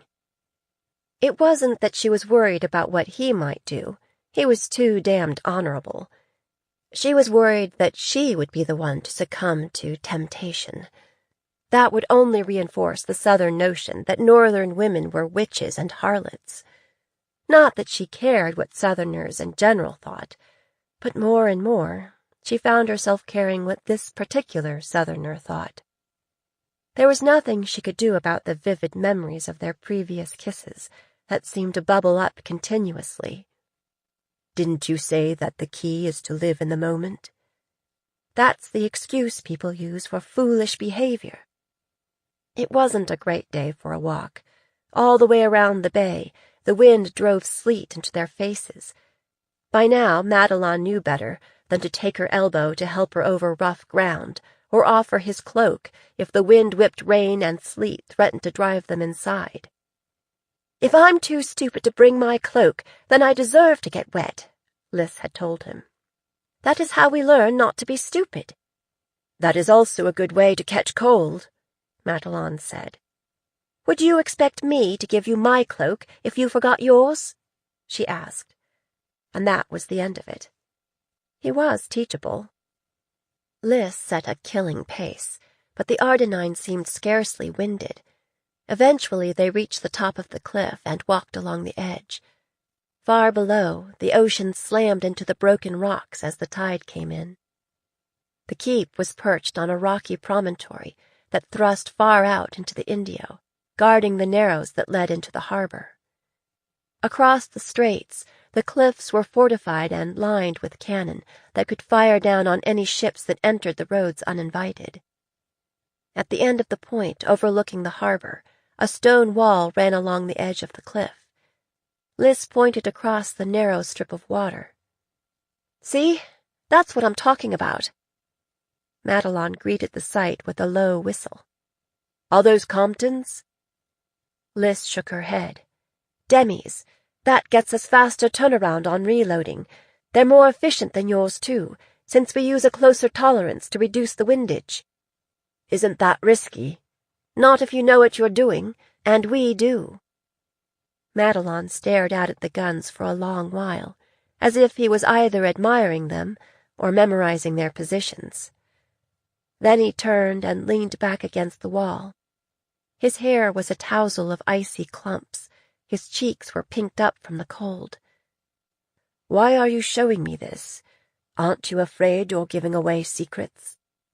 "Oh, I have no doubt that General Khan knows about these," Liz said. "He probably has the blueprints tacked up on his wall. That's probably why your Navy hasn't tried a frontal assault through the straits." She paused. "Anyway, I knew you'd be interested, and it might convince you that we know what we're doing, whether we end up allies or enemies. Thank you for showing me." He hunched his shoulders and swiped ice from under his collar. "How do you keep your powder dry up here?" Liz laughed. "I'm not going to tell you all our secrets, Flatlander. I will say that it involves black magic." Madelon looked out to sea, resting his gloved hands on the wall, squinting against the sleet. Then he shifted his stance, turning his back to the wind and looking south. "A copper for your thoughts," Liz said. When he flinched, she knew that he was thinking of home and how to get there. "I was thinking that it isn't a good day to be on a ship," Madelon said, still looking into the distance, where Spirit Gate must be.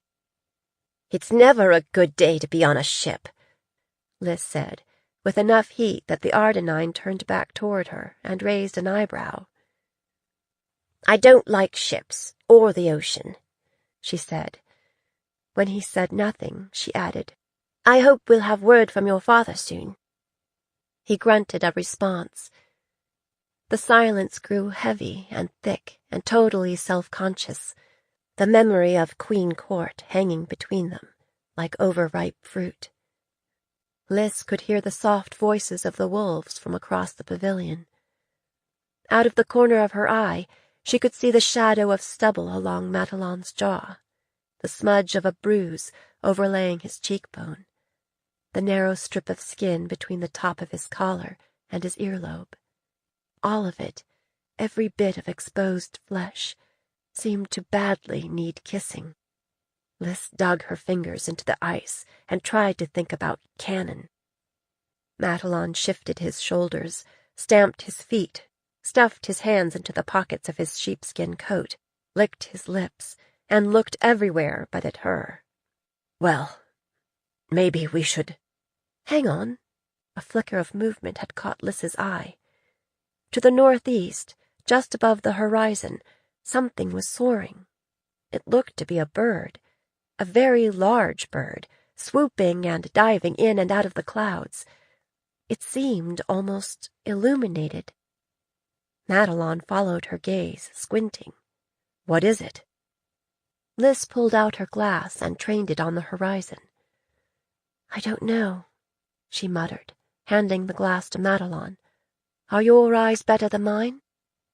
The creature plunged toward the ocean like a stooping bird, skimmed the waves, and beat its way skyward with a very large fish in its grip.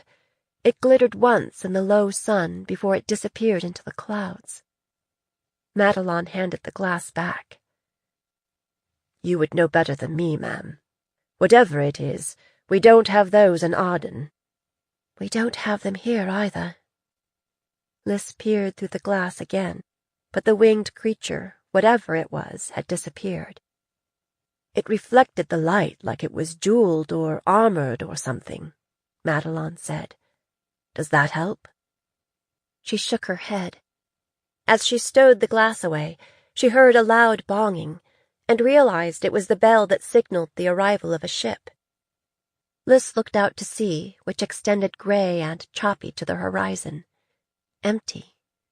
When she looked back toward the harbor, she saw that the ship had already slipped through the straits and dropped sails as it headed toward the docks. "It's one of yours," Hal said, with a trace of disappointment. "A gray wolf on a field of white." Could it be Hadley returning with Adrian? Liz's heart beat a little faster. "Let's head back," she said. Liz took the twisty path down from the point, descending at breakneck speed, flying around the turns, with Matalon doing his best to keep up with her. There was no reason to be in such a hurry. She knew it would take a while for the ship to settle in at the dock and offload passengers and cargo. At the bottom of the path, she handed Matalon off to their gray wolf escort and hurried down the quay to where the ship had tied up. It was a 3-masted vessel with a snarling wolf as the figurehead. That, along with the banner, told her everything she needed to know. Hadley's ship was the Sea-Wolf. Now her heart hammered in her ears, and she broke out in a cold sweat. She looked down at herself, at her winter cloak, rimed with ice and smelling of wet wool. She tucked stray bits of hair behind her ears. Her brother's approval had been so important to her when she was little. What would he think of her now? Would he even recognize her? What would she think of him? Their mother had suggested that he was so damaged by what he'd seen and experienced that he had to run away, that she worried he might take his own life. It didn't matter. They'd always been close. They would find a way to fix it together. Liz looked for his head poking up above the others, his mop of red-brown hair. She didn't see him. She began walking toward them, slowly, picking out the people she knew. There was Hadley, directing the crew offloading a small amount of cargo and luggage.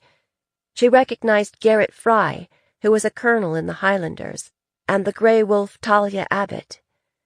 Both were old friends of her parents. There were several others with them, none of whom she recognized. Could he have changed so much? Liz pulled out the small portrait her mother had given her and studied it. No, she would know him if she saw him. Was he still aboard the ship? Maybe he had a lot of belongings to get together. Couldn't somebody help him? Then she saw that they were taking down the gangway. Dread fisted her in the gut. Where was Adrian? Had he refused to come after all? Had they been unable to find him? She accelerated into a run. That was when Hadley turned and saw her. Hadley's eyes widened, her mouth pinched shut, and she turned pale as rough water ice. She looked as if she'd like to turn and run right off the end of the dock in order to avoid facing her. But she didn't. Instead, she broadened her stance, pushed her shoulders back, and waited until Liz all but skidded to a stop in front of her. "Liz," Hadley said. She stopped, cleared her throat. "I didn't know you would be here. Where is Adrian? He didn't come back with you?" Liz looked from face to face. Their faces looked like they'd been hammered flat. Hadley gripped both her hands. "Liz," she said, her face crumpling a little. "Let's go inside where we can talk." "Why?" Liz set her feet. "Just answer my question." No one answered her question. Not out loud, anyway. "Something's happened to Adrian," Liz said. Though she sucked in breath after breath, she still felt starved for air. "We will tell you what we know," Hadley said, squeezing her hands. "But I'm not going to tell you this story standing on the dock. We are going to go somewhere private and sit."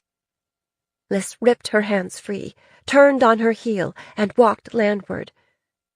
Whatever had happened, it wasn't Hadley's fault, she thought. You don't have to kill the messenger. The keep was a bare-bones kind of place, where privacy was hard to find.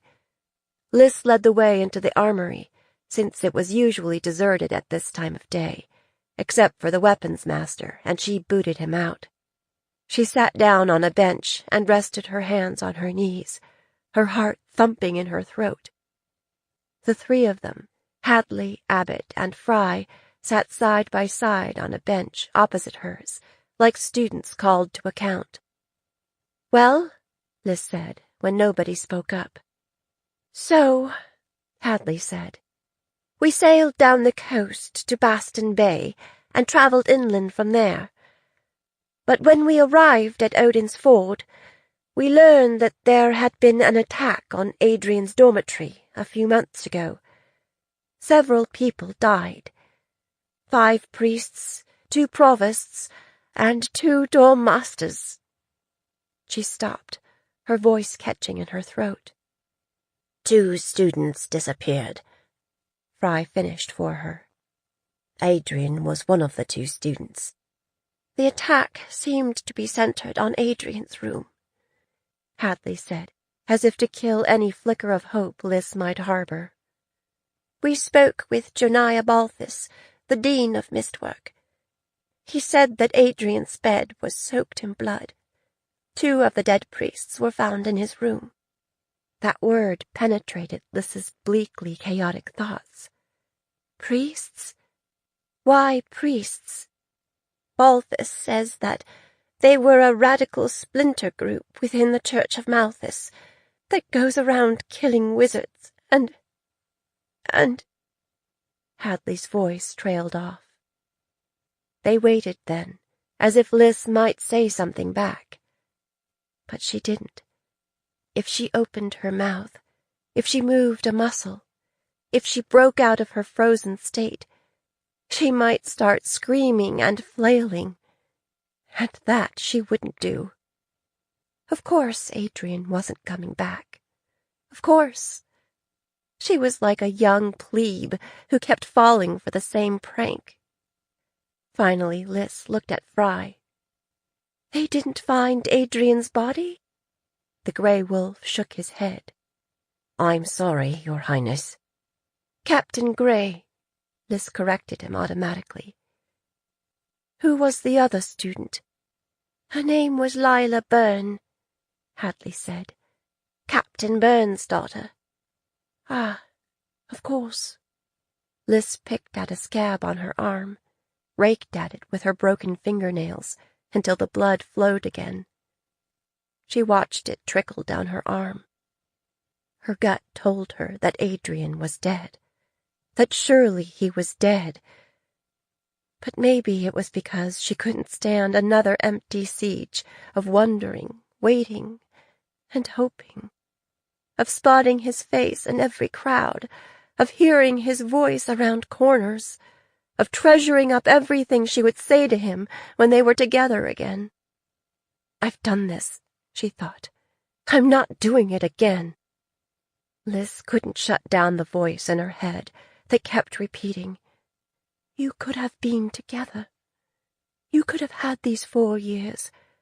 And now he's gone, because our own mother knew where he was all along, and left him there, until our enemies tracked him down and killed him. This is why Mama wanted to keep this secret until Adrian came home. Somehow she knew that this would happen. It was as if Gerard Montaigne had reached his dead hand out of the grave and broken Liz's heart one last time. One thing you have to say for Captain Byrne, Liz said finally. He never hesitates to sacrifice a child for the cause. He should have had more children. My mother, too. I'm sorry, Your Captain, Fry said softly. This is not the way we saw this operation ending. Hadley cleared her throat. We are travelling on from here to the capital to let the Queen and Captain Byrne know what we found. You should come with us. You and your mother should be together right now. No, Liz said. I mourned for my brother 4 years ago. I'm not going through all that again. I'll just try to forget that any of this happened. When I finish up here, I'll go back to Delphi. Please, Hadley said. You should talk to her. I'm sure she and Captain Byrne could answer many of your questions if you give them— No, Liz shook her head. I'd rather pretend that Adrian died in his home city, beside our father, and not far away among strangers. Tears were streaming down Hadley's face now. What do you want me to tell your mother? Liz patted her hand, finding herself in the odd position of consoling her. I just can't go back there right now. The risk is too high that one of us will say something unforgivable. Tell her I'll need a little time. Hadley stared at her, searching her face, as if the Liz she knew had been swapped out for a stranger. We'll be here a day or two before we leave for the capital, Abbott said. So you can still change your mind. In the meantime, we brought back a small crate of Adrian's personal effects. I thought you might want to go through it. Thank you, Liz said. I'd like that. Hadley slid an arm around her. Let's go find Sasha, she said. 40. Duel. Hal, unable to sleep, lay on his back, his fingers laced behind his head, his brain rattling like a runaway cart from one problem to another. It had been some time since he'd heard the bell in the tower overhead bong 1, but frustration was keeping him awake, despite his long walk through the wind and sleet with Captain Grey. He couldn't complain about his treatment. If he was a prisoner, he was being cradled in an open hand. He knew that hand would close into a fist with another escape attempt. So it wasn't enough to escape the keep. In Delphi, he'd been close to the border, at least. Here, there was lots of open space to cover before he reached friendly territory. If it was even still friendly to Madelons. He left his locked quarters only for meals, and for his walks with Captain Gray, which inflicted their own kind of torment. Speaking of which, what or who was she expecting to arrive by ship? Why had she barreled down the steps like there were demons at her heels? He should have a plan by now. Time was wasting, while events in the south went on without him. His father might already be marching on the capital. His mother and sister might be dead. Or worse. He had so many reasons to want to get home, and one reason in particular to stay. He recalled what he'd said to Gray after his bout with Bosley. "Our women are not like you." Nobody was like her, and now maybe he was ruined for anyone else. Meanwhile, she'd made it plain they had no future together. His king had sent him north to die. So far he'd managed to stay alive, but the experience had changed him. Would he even fit in when he went home? I need to get out of the witchy north, he thought, before I lose myself, if it wasn't already too late. A noise outside his door made him sit upright. The guards in the corridor seemed to be arguing with someone. A voice rose above the others, shutting the discussion down. "I will see him. I don't care what time it is. Now get out of my way." It was Captain Gray. Hal groped for his breeches, yanking them on hastily. He was just buckling them when the door banged open, and there she was, a bottle in one hand, the other propped against the doorframe. Her shirt was untucked, hanging midway to her knees. She was in her stocking feet, and long strands of hair hung down around her face. Her eyes were deep wells of pain and grief. "Captain Gray," Hal said warily, "it's late." "It is late," she said, her voice a low growl. "It's late. It's too bloody late." Her gaze traveled over his chest and shoulders, lingered there a moment, then seemed to focus. "Where's your shirt?" "Forgive me," Hal murmured. Snatching it up, he pulled it over his head without unbuttoning it. Looking past her, he saw bluejackets milling in the corridor behind her, as if unsure what to do. Gray set the bottle in a corner with exaggerated care. Then she turned and threw her shoulder against the door, slamming it in their faces. As Hal watched in amazement, she dragged a massive brake front over until it blocked the door. She studied it a moment, hands on hips, then spun around to face him. "Now," she said, grabbing up the bottle and thrusting it toward him, "we are going to play a game." Hal eyed the bottle. "A game?" "A riddle game." Hal looked down at the bottle, then back up at Gray, and realized from her slow, deliberate speech that she had been drinking. A lot. "I was just going to sleep," he said. "Could we play tomorrow?" She wagged the bottle in his face. "We're doing this now." He took a step back. "Let's wait until tomorrow." "What's the matter? Are you scared?" "Yes," Hal said honestly. "You're scaring the shit out of me." He took the bottle, tipped his head back, and took a careful swig. Blue ruin. It all but lifted the top of his head off. "Hey, we're not playing yet." She grabbed the bottle back and drank, her throat jumping with each swallow. She thumped it down on Hal's little table and slumped into one of the chairs. "You, sit," she commanded, pointing at the other chair. Hal sat across from her, resting his hands on the tabletop. "Here's the rules," Gray said. "I'm going to ask you riddles, and if you can't answer, you have to take a drink." "Ma'am, I'm really not much for—" "And every time you say ma'am, you have to take a drink." Hal pressed his lips together and waited. "Now then," Gray said, First question. Why are Southerners such assholes? That's not a riddle, Hal said. Answer the question. Why are you trying to pick a fight with me? You're the only Flatlander within reach. Hal studied her haggard face. In truth, she looked like she'd been run over by a team of horses. He'd seen that expression before, on some of the men in his command. Ambushed by grief, they had taken to drink in an effort to drown it. It was the face of heartbreak. Did it have to do with the ship that had arrived that afternoon? What's happened? He said. Tell me what's wrong.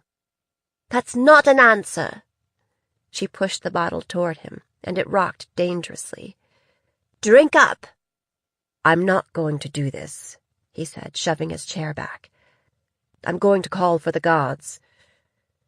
Crossing to the door, he took hold of the brake front and tried to drag it aside. A flicker of motion caught the corner of his eye before Gray bulled into him.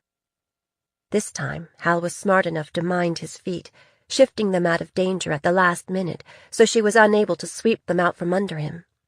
Even drunk as she was, she came close to rolling him over her shoulder.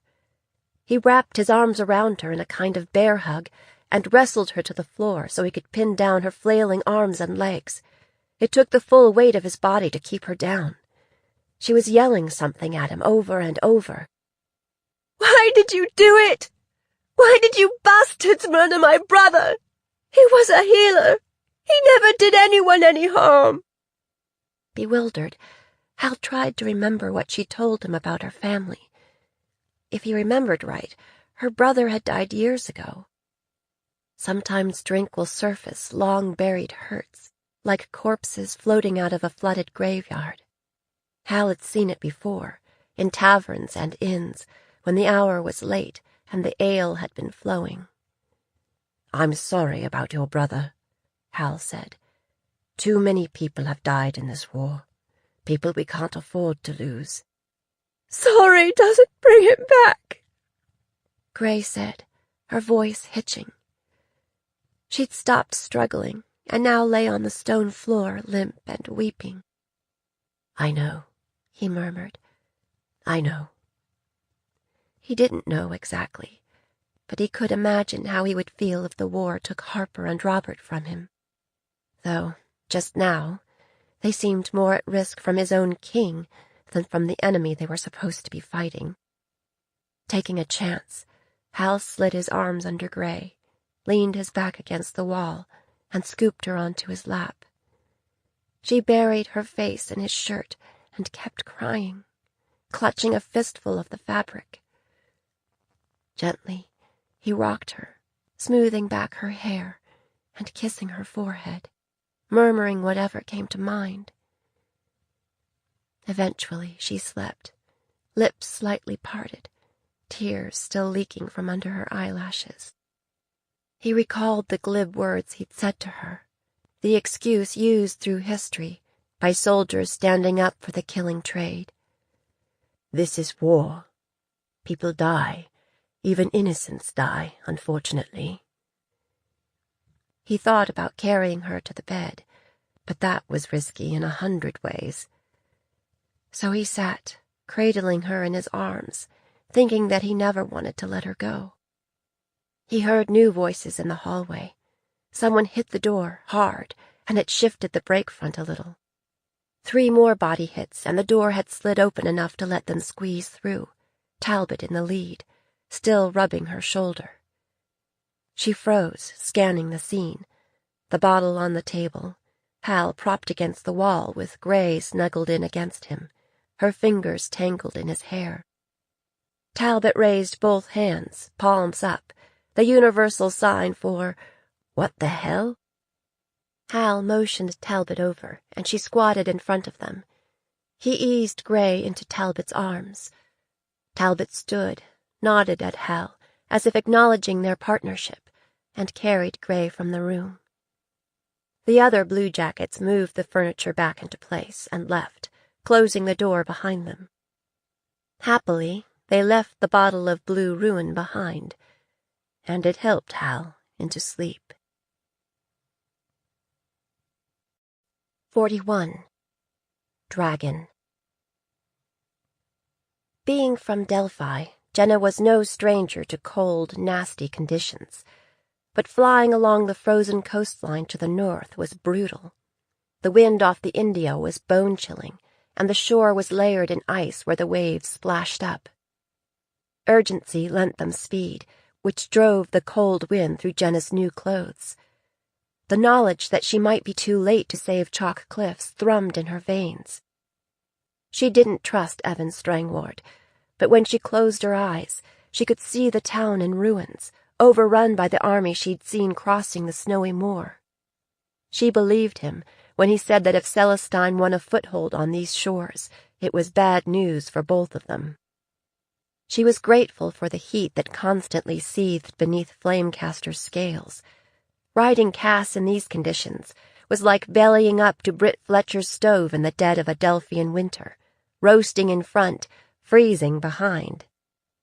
Ordinarily, Jenna loved night flying, soaring over sleeping villages shrouded in snow, their lights like small beacons in the darkness. She and Cass had to be careful not to fly too near the clan lodges. Dogs always seemed to sense their presence and would run along barking in their wake. "Food? You can't possibly be hungry. You had an entire sheep for breakfast." "Sheep mostly wool, not much meat." Tonight, to avoid being spotted, they flew so low that at times it felt like swimming, with walls of foam-flecked waves all around them.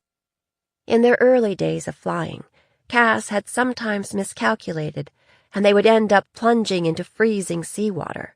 These days, that was rare. As they flew south, they began to hear an irregular booming sound, and Cass's flight slowed perceptibly. "Guns! Go home! Find sheep!" Jenna tightened her knees along the dragon's spine. "We need to warn them." When she and Cass argued, it was like having a debate with herself. Sometimes it was hard to sort out who was on which side. When they agreed, they were of one mind. Now they could see flashes of light along the escarpment as they approached the white cliffs of the harbor they had seen earlier. Just outside the harbor mouth, a small flotilla was firing back. They flew high, higher, so they would be only a speck in the darkness to anyone below, then swept back and forth across the battle scene several times. The ships were showing no sign of making a run-in, but simply hovered there, just out of range of the cannon on the cliffs, almost as if they had no intention of risking an attack by sea. It's a diversion, Jenna thought, so they don't notice trouble coming from the other direction. "Let's fly west." Cass banked, turned, and they soared back over the shoreline, following the road that led toward the interior. Below, they could see movement, the occasional flash of light off metal, and hear the tread of hooves in the snow that meant that a large company of riders was approaching the town from landward, staying off the road and within the cover of the forest.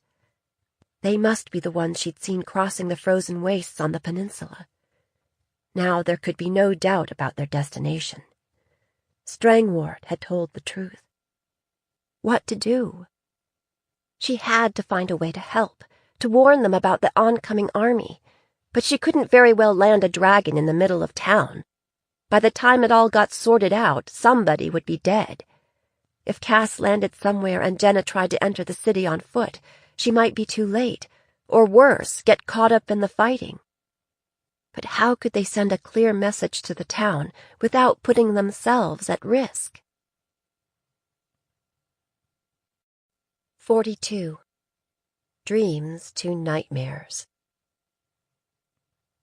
Hadley and the others left for Fellsmarch the next morning. Liz stayed behind, nursing an awful hangover. This is why I don't drink, she thought. Not much, anyway. From now on, I'm sticking to cider. And maybe ale.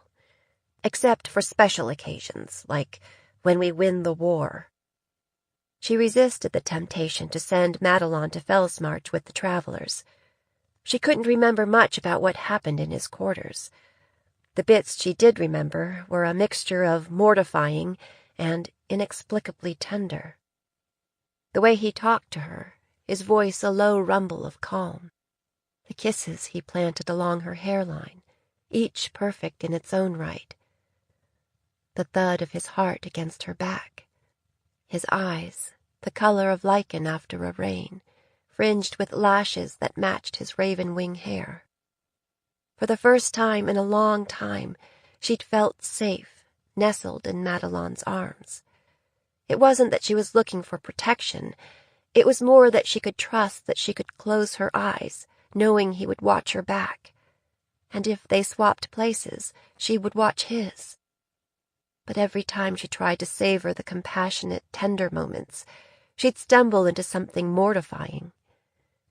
And how did she end up in the arms of a Southerner, when she'd gone there to— what was it he'd said? Pick a fight? That was the thing about Madelon. He seemed steady and easy, almost boring. And then he'd make her do something she never intended to do. "He made you do it? Who attacked who?" the voice in her head said. "I'll bet none of his frail southern flowers has challenged him to a drinking game." Yet on any given night, all over the realm, people were drinking a little too much and saying and doing things they would regret the next day. She wished she could afford to do that and laugh it off. Lys didn't even remember deciding to go to Madelon's room. Hadley and Sasha had sat with her for most of the day in sort of a 3-person wake. The last her friends knew, she'd gone to bed. She knew they blamed themselves now for her excursion the night before. Lys had little to no appetite, and no desire for anything more challenging than a piece of toast and a bowl of porridge, foods she ordinarily refused to eat. Toward the end of the day, she finally fell asleep, fully clothed, lying on top of her bed, but awoke to a persistent pounding at her door. "Go away," she said groggily. "Lys, open up! We're under attack!" Then tell them to go away, Lys thought, before she came fully awake. She rolled out of bed, crossed to the door, and wrenched it open. It was Sasha, her hair disheveled, her shirt-tail hanging out from under her uniform tunic, looking like she'd just rolled out of bed, too. "Who's attacking us?" Lys said, leaning on the doorframe. "We don't know for sure. There are 3 ships out beyond the harbour mouth, firing at the gun emplacements." "Have they hit anything?" "I don't know. Unless their guns are a lot better than ours, it won't be easy, shooting up at them like that." Lys sat down on her bed and pulled on her boots. A good fight could be the cure for embarrassment and heartbreak. As they hurried down the hallway, Lys could hear the boom of cannon fire. "Who's the duty officer?" "Graves. He's up on the batteries, directing fire." With Sasha at her heels, Lys climbed the steep staircase to the batteries overlooking the straits. As she neared the top, she breathed in the acrid scent of gunpowder and felt the shudder of percussion under her feet. The wind off the Indio lashed Lys's face as soon as she emerged from the staircase. Gouts of flame illuminated the faces of the gunnery crew as they fired the matches. There were 2 fully crewed 24-pounders on this side of the straits, and 2 on the other, which should be plenty, Lys thought, to hold off 3 ships. She peered out to sea, but the weather made it difficult to see anything until the flare of the shipboard guns pinpointed them. Their shots arced harmlessly into the sea, or smashed into the cliffs far below the batteries. Monroe Graves was already hoarse from shouting orders to the gunnery crew across the straits. "What's the news?" Lys asked, struggling to make herself heard over the thunder of the cannon and the howling of the wind. "It didn't take long for them to figure out our range, and they've stayed just outside of it," Graves said, "which means they can't hit us, we can't hit them. So what's the point? We all should have stayed in bed." "Who's across the way?" Lys nodded at the south side batteries. "Bosley." "Have they shown their colors?" He shook his head. "Nah, there's not much point, with them out so far." But why would they do this? They might as well dump their ordnance into the sea. Target practice, Graves suggested. Well, tell your gunners that we don't have to answer every barrage. Maybe they've got shot to waste, but we never do. We'll just keep 'em honest, that's all. A thought struck Liz. Do you have sentries deployed to make sure small craft aren't landing down below while we're distracted? Already handled, Captain, Graves said. Liz leaned her arms on the parapet, watching the bombardment and their half-hearted response. Worry nagged at her. What were they overlooking? It would help if they knew for sure who was out there. Do you have anything that might give us a little light out there, so we could get a better look at those ships? We have some incendiaries, Graves said. Even if the ships are out of range, we can shoot 'em high, and they might go off close enough to light them up. Let's do that, but wait for my go-ahead. Liz found Sasha among the soldiers at the cliffside. Sasha, where's Matalon? Is he in his quarters? As far as I know, Sasha said, giving her a narrow-eyed look. Do you want me to check? Take a triple to his quarters and escort him up here. I want him to take a look at those ships. Right away, Sasha said, bringing her fist to her chest. Hal dreamed that he'd somehow returned home to White Oaks, the White Oaks of his boyhood, when it was more of a manor and less of a fortress. He was walking through the gardens with his little sister Harper, telling her about his adventures in the north. Is it true that the witches in the north ride demons through the skies, looking for wayward children? If they do, I never saw it, Hal said. They mainly look for wayward grown-ups. No, they don't, Harper said, lifting her chin. Grown-ups never get in trouble for anything. Sometimes they do, Hal said. So, is that just a story parents tell to make their children behave? Harper persisted, glancing over her shoulder to make sure Lady Madelon was nowhere near. Maybe some do, but I think others truly believe it, Hal said. It's a lot easier to fight monsters than flesh-and-blood people. No, it's not, Harper said. Everybody knows that monsters are bigger and fiercer than people. Hal laughed. Did you know that there are people in the north that say we are monsters? Really? Harper looked up at him, wide-eyed. Well, they're wrong. Maybe, Hal said. Harper grabbed his sleeve. Do you think it's possible that we are wrong about the Northerners, too? Maybe, Hal said. A clamor of metal on metal yanked him out of his well of dreams. Flatlander! Somebody shook him roughly. Wake up! Hal opened his eyes, squinting against the lantern thrust into his face. He couldn't see who stood behind the lantern. What? Captain Gray wants to see you, on the double. Now he recognized the voice. It was Corporal Talbot, Gray's blue-jacket shadow. Hal sat up. What time is it? Talbot thrust his sheepskin coat toward him. Put this on, or go half-naked, I don't care. I said on the double.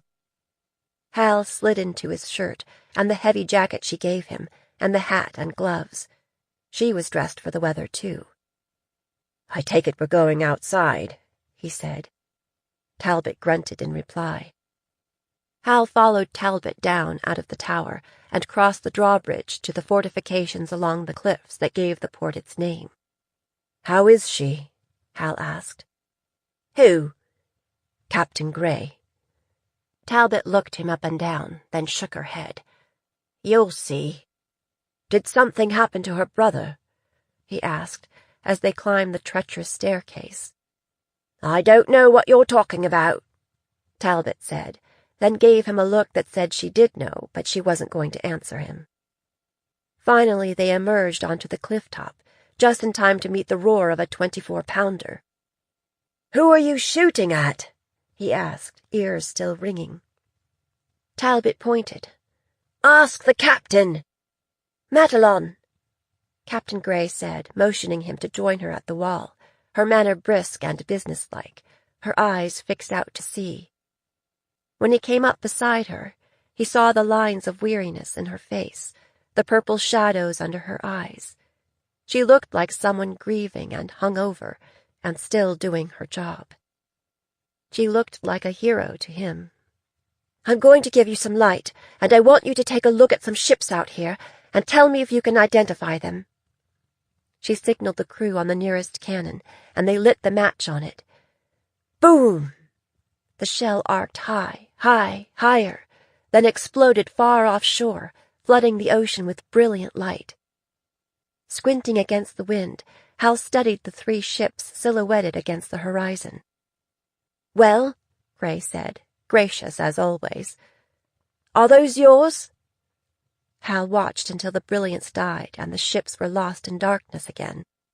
"They're too far away to be certain," he said, "but I would say they are not Empire ships, at least not ships in the regular Navy." Something else caught his eye as he peered into the darkness, something bright streaking across the sky. Another shell? A shooting star? "What's that?" he pointed. "Blood of the martyrs," Gray muttered, suddenly beside him at the wall.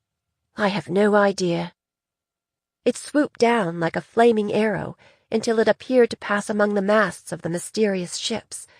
A faint cracking sound carried across the water, as if it had run into one of the masts. The object turned, growing larger and larger, until Hal realized it was flying directly toward them. "Take cover!" he shouted, pulling Gray down next to the wall, covering her with his body. He was aware of a searing heat and the scent of burning wood as something huge passed close overhead, and then a dull thunk as something dropped onto the pavers. Demons, he thought, sweat trickling down his back despite the cold. Flying demons.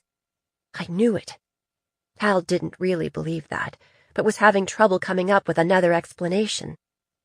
He covered his head with his arms, waiting for an explosion, wondering if he'd end his life here at Chalk Cliffs as bits of shark bait in the sea. But nothing happened, and after a moment he cautiously propped up and looked at what had fallen onto the cliff top. It appeared to be the mast from a ship, ripped loose and trailing broken rigging. Hal scrambled to his feet and lunged toward the mast, but Captain Gray beat him to it, pawing through the debris and coming up with a banner bearing a death's head on it. "Pirates!" Talbot said, running her finger over the emblem Gray displayed. "It's coming back!" somebody shouted. Hal spun around to see the flying creature bearing down on them, from landward this time, clutching something in its claws. As it flew over the batteries, it let go, and again something hit the ground with a sickening thud. This time, it was a man. Hal could tell from the way the body was splayed on the pavement that he wasn't going to get back up. They gathered close around the body. It looked to be that of a soldier, bristling with weapons, dressed for the cold. As Hal watched, Talbot pulled a curved blade from a scabbard at the man's belt and held it up for them to see. "Pirate?" Talbot said again, but Hal knelt beside the broken body and saw that the man wore boots that had spurs attached, and he smelled strongly of horse and dried sweat. "Whoever he is, he came by horse," Hal said. "But where would he have come from? And is the flying beast on their side or ours?" "Look!" Gray pointed skyward. The winged creature was flying in a tight maneuver, spitting flame and smoke, leaving a trail in the sky. Some kind of emblem. "It's an arrow," Talbot said. "Pointing west," Gray said, swiveling to look in the direction it pointed. Hal followed her gaze, looking over the town to the western wall. Beyond that, darkness. "Graves!" Captain Gray shouted. "Sound the alarms! I want as many soldiers as possible on the city walls to landward. I think this bombardment is a diversion from the real attack." "Yes, Captain." Graves left at a dead run. Somewhere below, alarm bells began to clamor. When Hal scanned the sky, the flaming beast had disappeared. Gray turned toward Talbot and Hal. "Talbot, I want you to take Matalon to the cell block in the tower. Post a triple guard on him. If it turns out that our visitors are coming after him, I'm not going to make it easy." "But, Captain, I could help," Hal said, frustration boiling up in him. "I told you, those aren't Empire ships. Give me a weapon and I'll—" "Not this time, Captain," Gray said, turning away. 43. Too little, too late. It was clear from the beginning that this battle would be different from any Liz had fought before. She'd always fought in the field, where she used the terrain to her advantage, and mobility was a major part of her battle strategy. Advances, retreats, flanking movements, ambushes, they were all tactics she employed. While she was grateful for the protection of the keep, it was also a trap. There were no advances, only retreats. This enemy was different, too. Liz was used to fighting Arden's mercenaries and unwilling recruits, most of them already in a lather about going up against demons and witches. These were fierce, hardened warriors with curved blades who were all but impossible to kill. When Liz cut off the head of one of them, he kept coming until she took off his legs as well. It was as if they were possessed, as if they didn't feel pain and embraced death with a will. The soldiers were not Ardenine, though they could be mercenaries hired by Arden. These didn't fight like mercenaries, though. If they were pirates, they were like none Liz had ever heard of before.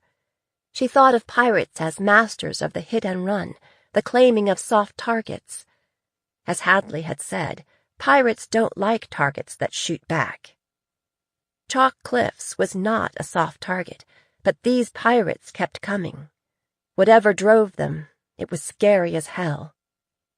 The warning they'd received gave them time to close and secure the gate before the first wave of enemy horsemen penetrated the town wall. It soon became clear that some of the enemy were already inside, maybe the strangers the garrison had worried about. They erupted from hiding, often killing dozens before they were put down. The town's strongest fortifications faced the ocean, not the landward side, and the high ground to the west allowed the attackers to rain arrows and incendiaries down on their heads. Liz put the townspeople to work, putting out fires and wetting down the buildings. The keep's big guns were placed to fire down on ships attacking from the sea, but the enemy ships remained far outside the harbor, no doubt waiting for the land attack to soften up the defenses and disable the cannon before they ventured in. Eventually, the Highlanders were able to rotate the cannon in their emplacements and fire across the city and take out some of the enemy weapons. Wizard Flame might have been effective against them, but they'd never know, because the gifted were elsewhere, mainly in Delphi, where they'd helped take the city. Liz dearly wished she could have them back again. She ordered birds sent to Fortress Rocks and Fellsmarch, even though she knew that any response would be too late to save the town. Sasha was beside herself because she couldn't keep Liz off the walls and out of the fight, and because she couldn't come up with a foolproof escape plan either. With pitched battles filling the streets and fires raging in many of the buildings, Sasha finally managed to force Liz into the keep. "You need to get out, Your Highness," she said. "You need to leave while you still can." "I don't think that was ever possible," Liz said. "By the time we knew what was happening, we were surrounded." "Why are you working so hard to protect Captain Madelon while you put yourself at risk? Who do you think is more important to the future of the Queendom, him or you?" "I'd rather go down fighting than be killed sneaking out of the back gate." "What about the front gate?" Sasha said. "Leave by boat." "No, not possible. Out of the question." "Did you see those ships out there? How far do you think we would get?" "They're staying out of range of our cannon," Sasha said. "The weather's dark and miserable. Take a small boat, go out through the straits, hug the shoreline, and follow along until you reach a safe place to land." "No," Liz said briskly. "Now, if there's nothing else, I'd better get to—" "I know you don't like boats, but—" "I'll die on dry land, thank you," Liz said. Already her bowels were turning to water, and she tasted metallic panic on her tongue. Once again she saw the water closing over her head, felt the smothering pressure of it, her lungs screaming for relief. What would be worse, going out on a boat or being captured by Arden? I don't mean to be captured, Liz said grimly. You owe it to your mother, the Queen, to survive, Sasha shouted at her. You mean the mother who lied to me? Who betrayed me? Who let me think my brother was dead all these years, when I could have been with him, or at least said goodbye? Liz thought all that, but she didn't say any of it, because she knew in her heart of hearts that it was unfair. So all she said was, no. It was a triumph that she kept her voice from trembling. Sasha gripped her shoulders and shook her. What about your father? What would he want you to do? Would he want you to sacrifice yourself and leave your mother all alone? Or would he want you to protect the Grey Wolf line? Do you want him and your brother and sister to have died for nothing? That's not fair, Liz muttered. That is totally not fair. What's the old saying about love and war? If you're gone, then so's his line. Now come on, we'll go down to the cellar dock. You can slip right out of the keep and into the boat with nobody the wiser. No. Don't make me knock you on the head and load you in the boat like a barrel of saltfish, Sasha warned. Liz had no doubt that she would do that if she could. She sighed, a long exhale of surrender. You win, Liz said. I'll try the boat, but you're coming with me. No, Sasha blurted. I mean, you go ahead, and I'll follow a little later. I just need to kill a few more mudbacks or whatever they are, and then I'm not going if you're not going. I'll need your help. We're taking Madelon and the busker. What? Have you lost your mind? Sasha's expression said that she probably had. The two of them will cut our throats and push us over the side. I'm counting on you to prevent that, Liz said. I still think the busker can help us figure out who's behind these killings, and I'm not giving up on Madelon if he might help bring some of the southern Thanes over to us. Liz paused. Since you like quoting my Da so much, here's another of his favorite sayings. Take or leave. Brian wasn't sure how long he'd been hearing the sound of cannon fire. For a while it came fast and furious, but then it dwindled to an occasional vibration in his breastbone. Maybe the battle was still going on, but it was hard to tell, locked in a dungeon. He'd never been in a battle before, so that was interesting, especially since at the moment he was out of the line of fire. Still, it was lonely down here in the cell block, where there were no other prisoners, and even the guards hadn't been very sociable. They made sure he was fed and watered, and they emptied his chamber pot, but that was all. He needed something to take his mind off his worries. He was a very creative worrier. Unless Aubrey had brought an army to save him, it really didn't matter to him personally who won. Prisoners didn't usually fare well in wartime. They were a complication nobody needed. He tried to sleep, but he couldn't, what with the cannon fire and distant shouting and worrying and the faint nagging craving for a hit of leaf. No, he was going to die clean if it came to that. At least this jail was different from others he'd been in. Not that he was an expert. Most cells were like cold, damp, dark closets with thick wooden doors and little peepholes. These were built of stone, but the fronts were a grid of iron bars that let the light and air in. If he craned his neck, he could see all the way up and down the hall. There'd been nothing to see for a good long time. After a while he heard somebody coming, footsteps and the rattle of keys. He sat up. Long shadows preceded the newcomers down the corridor between the cells. They seemed to be arguing. "Put a sword in my hand and let me fight," one of them was saying. "You need every able-bodied man on the walls. I'm not any good to anyone down here." "No offense, but nobody wants to be fighting next to a slimy-assed southerner." No offense, Brian thought. Even the most thick-skinned person might... "It doesn't matter who they are," the first man persisted. "They are no friends of mine. I can help."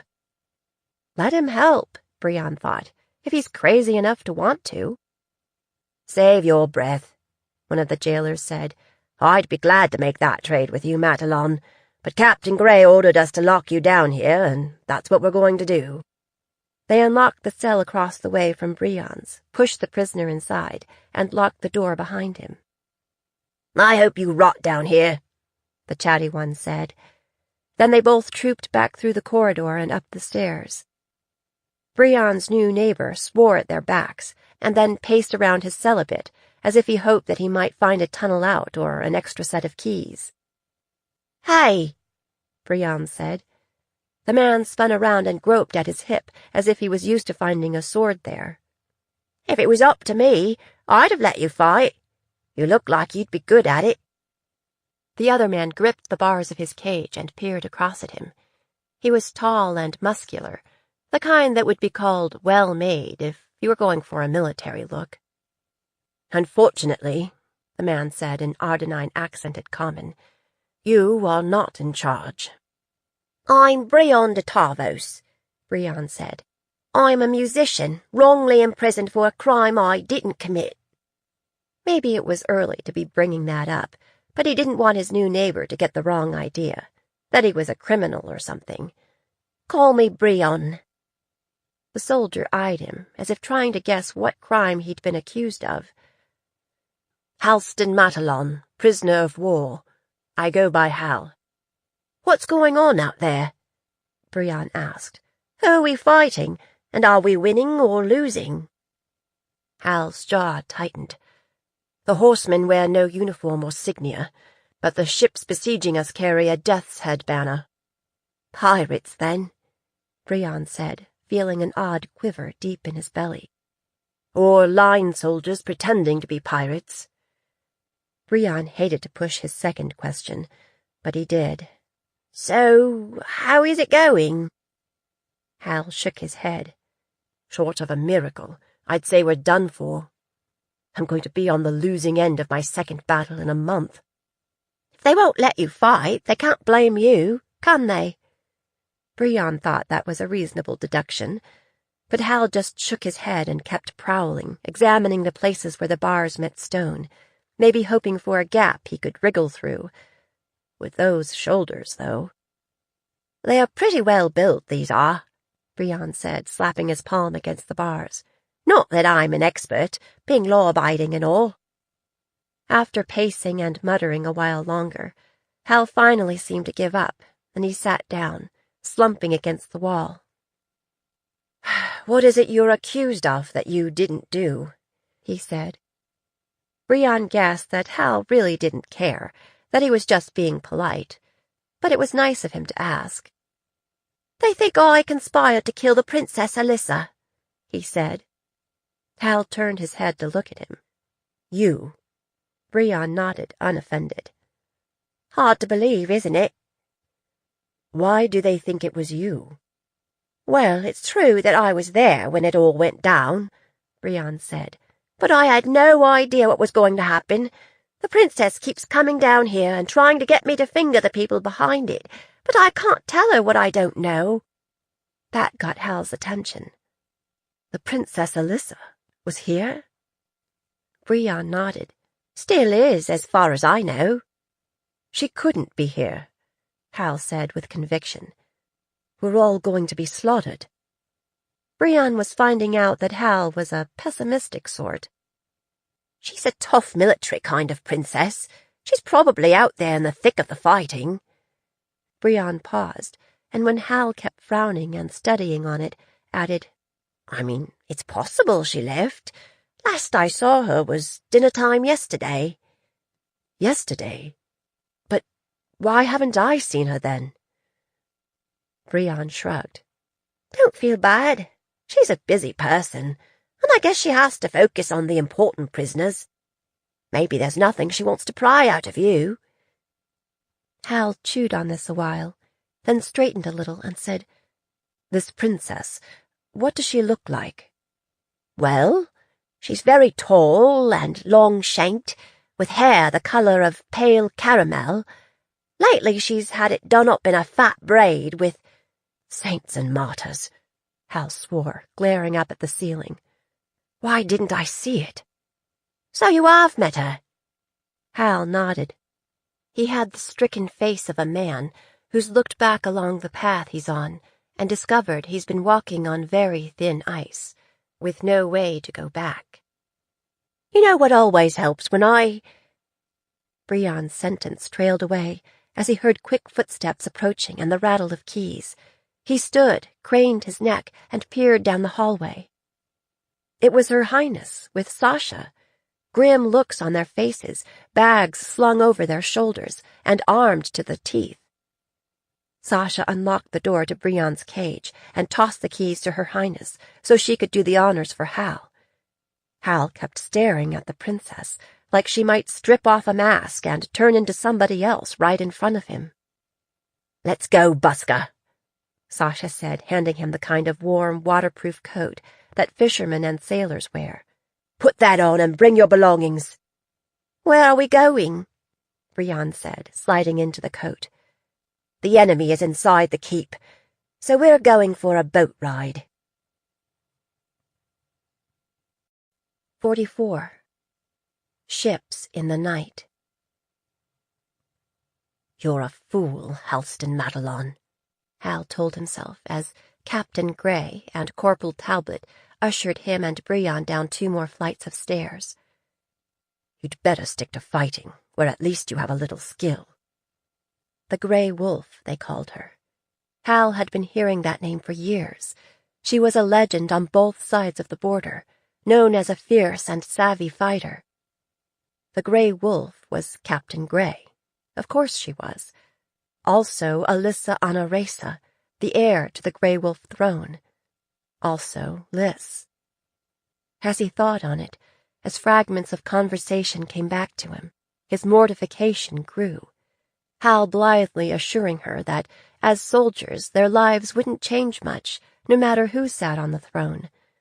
Hal suggesting that a royal marriage might put a big fat bow on the peace accord. How could he ever look her in the eye again? How much of what had happened between them was real? Had she been laughing at him behind a facade of eager kisses and embraces? No. For someone who'd been lying to him from the day they met, she was the most honest person he knew. Hal peered sideways at Lys, looking for some evidence of royalty that he'd missed before. He saw none of that. In fact, she looked as pale and wretched as he'd ever seen her. She looked like she might faint dead away at any moment. His heart went out to her, despite the fact that she'd made a fool of him. "Are you well, Captain?" he said, resisting the temptation to take her arm. "Fine," she whispered unconvincingly. "Couldn't be better." The farther they descended, the damper it was. Hal could smell the sea and hear the crash of waves against the walls of the keep. On the lowest level was a small dock, protected from the weather, likely meant to allow the offloading of people and supplies, without the risk of being smashed against the cliffs. Several small boats were tied up there, rocking in the waves that found their way inside. Talbot tossed their kit bags into the largest of the boats, carefully distributing the weight. "You sit up front, Captain," she said, putting out a hand to help her into the boat. Could I sit in the middle?" "I thought we'd put these 2 midships to handle the oars. I'll sit in the back and keep an eye on them. That leaves the bow." "Oh," Gray said miserably. She put out a foot as if to step into the boat, then yanked it back. "What if we barred the doors and hid down here? If they're pirates, they'll likely just steal what they can and leave again." "Get into the boat, Lys," Talbot growled. "Now!" She's frightened, Hal thought.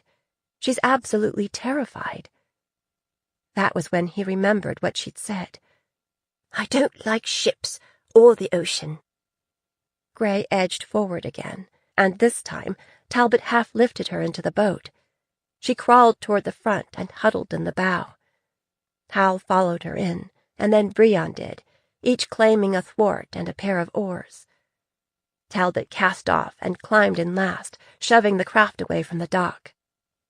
It was tricky, navigating out through the water gate, rounding the corner and putting their backs into it to open space between the boat and the cliffs so they wouldn't risk smashing up before they even got started.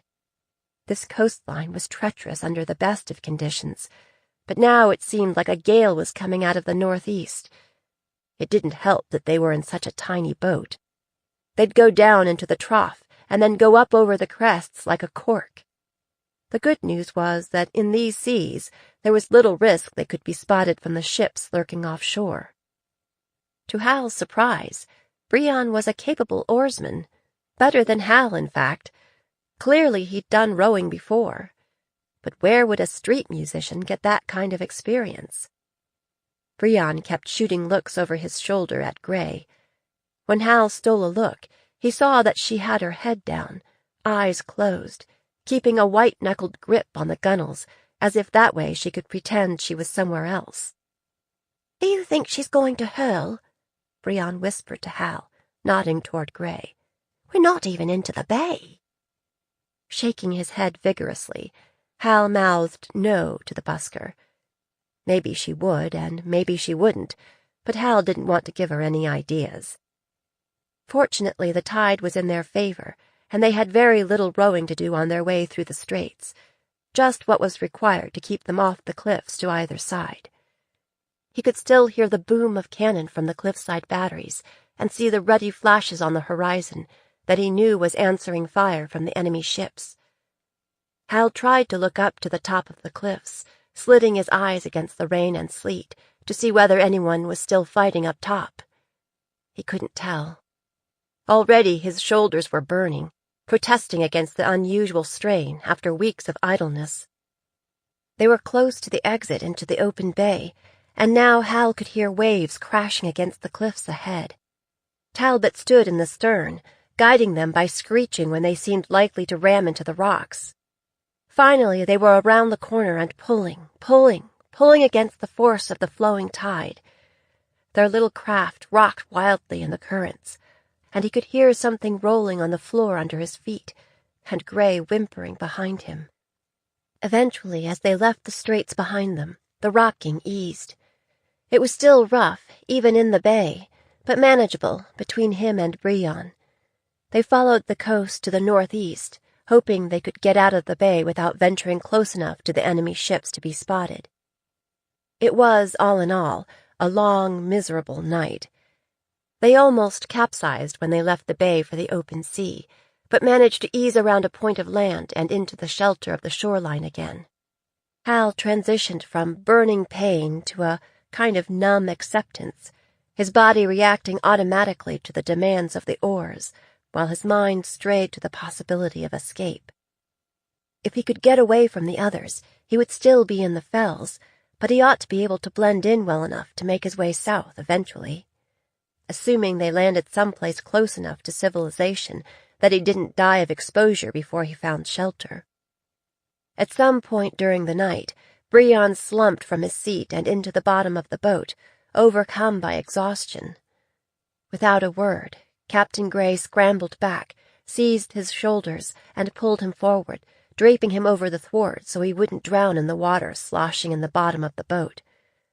Draping an oilskin over him, she replaced him on the forward set of oars. For a princess, she's not much of a complainer, Hal thought.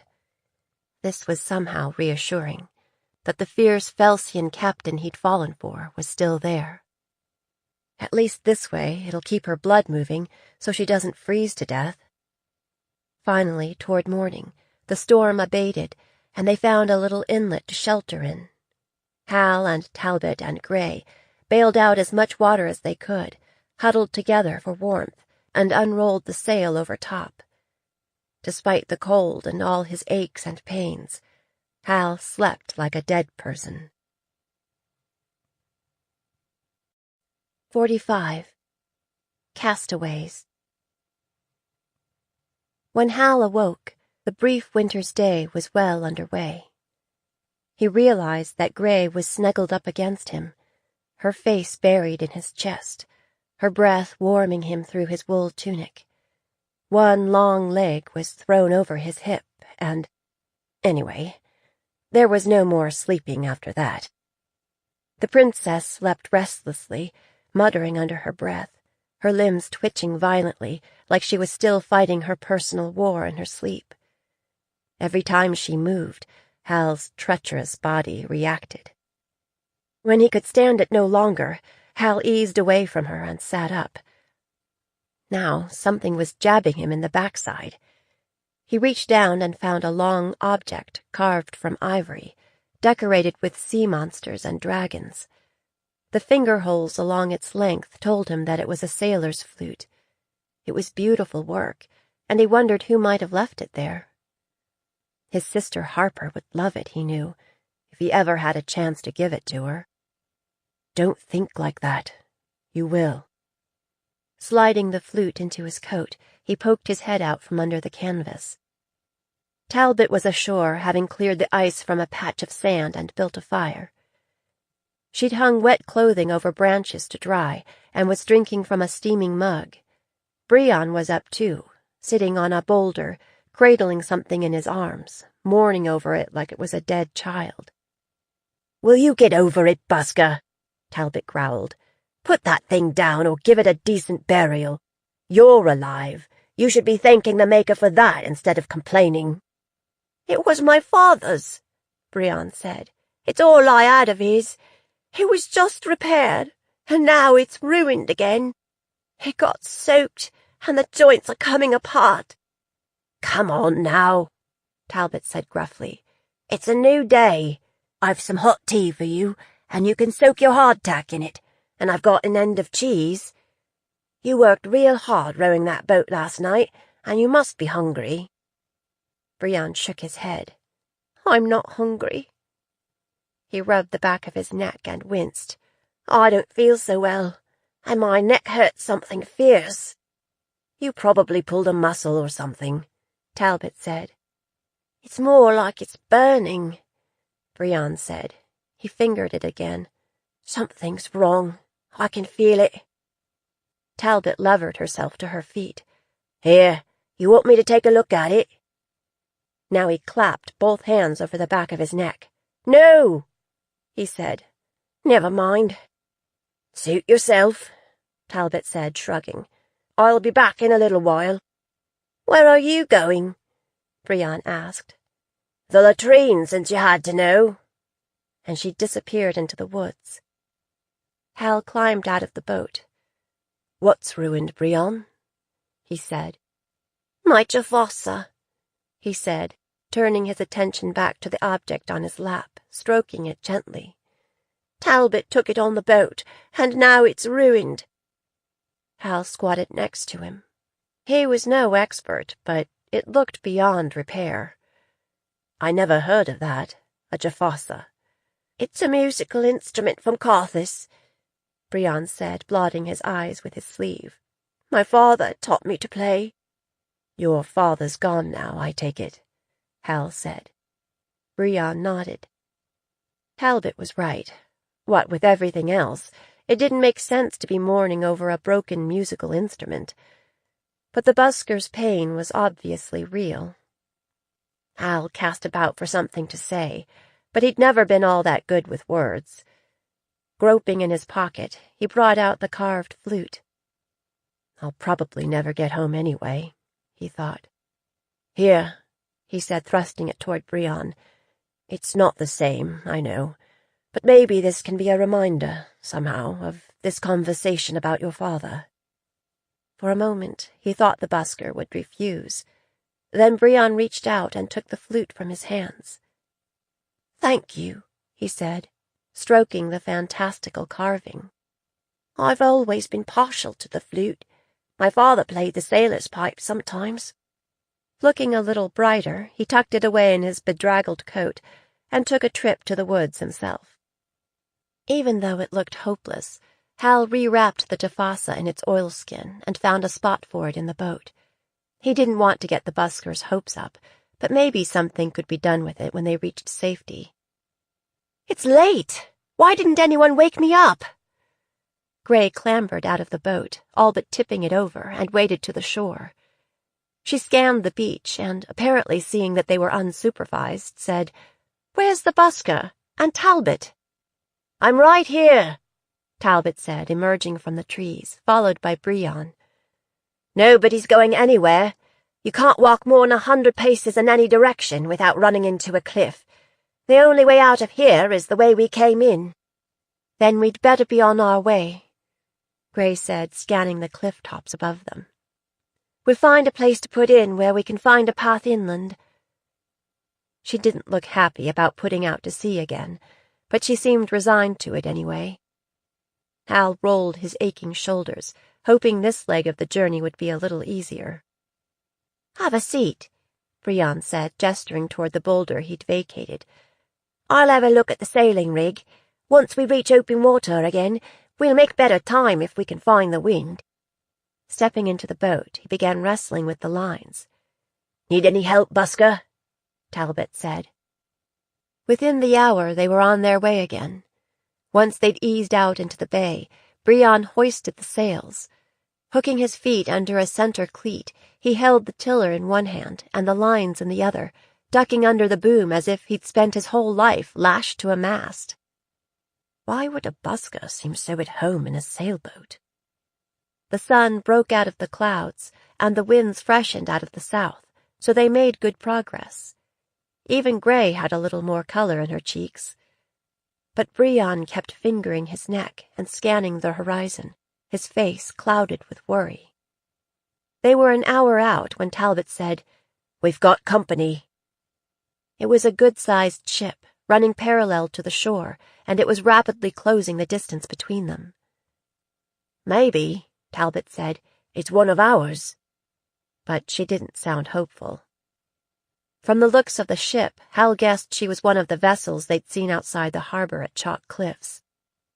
How did they find us so quickly? Hal muttered. It should have taken them a day or two at least. What I don't get is why they would leave off sacking the city to come after us, Gray said, studying the busker, narrow-eyed, as if he might have the answer. Brion just stared at the ship with a bleak expression, as if he was looking death in the face. The boy was a puzzle, but it wasn't Hal's to solve. When he looked toward land, he saw that they'd left the high cliffs behind, so the shoreline here was a little more accessible. Still, he wasn't optimistic. They had no gear, no horses, no food. It was likely they'd be hunted down before they could get any distance from the shore. Let's find a place to land, Talbot said. Once we're ashore, hopefully we can find a hidey-hole and they'll give up. They won't give up, Brion said, adjusting the mainsail in order to capture a little more wind, and scrambling from one side of the boat to the other as they came about. Well, you're Mr. Cheerful, aren't you? Talbot said, forcing a laugh. Can everyone swim? The busker asked abruptly. Everyone nodded but Gray, who turned the color of green foam. Don't worry, he said. You won't have to swim far. He leaned forward, talking fast and persuasively. If we land, they'll know right where we are. So here's what we'll do. See that rocky point up ahead? I'm going to bring us as tight into there as I can.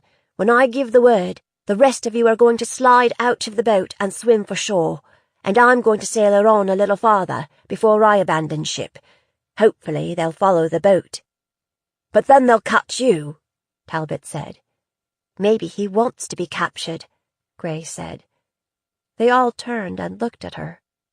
Maybe our pirates are in league with the busker, she said, nodding toward the enemy ship.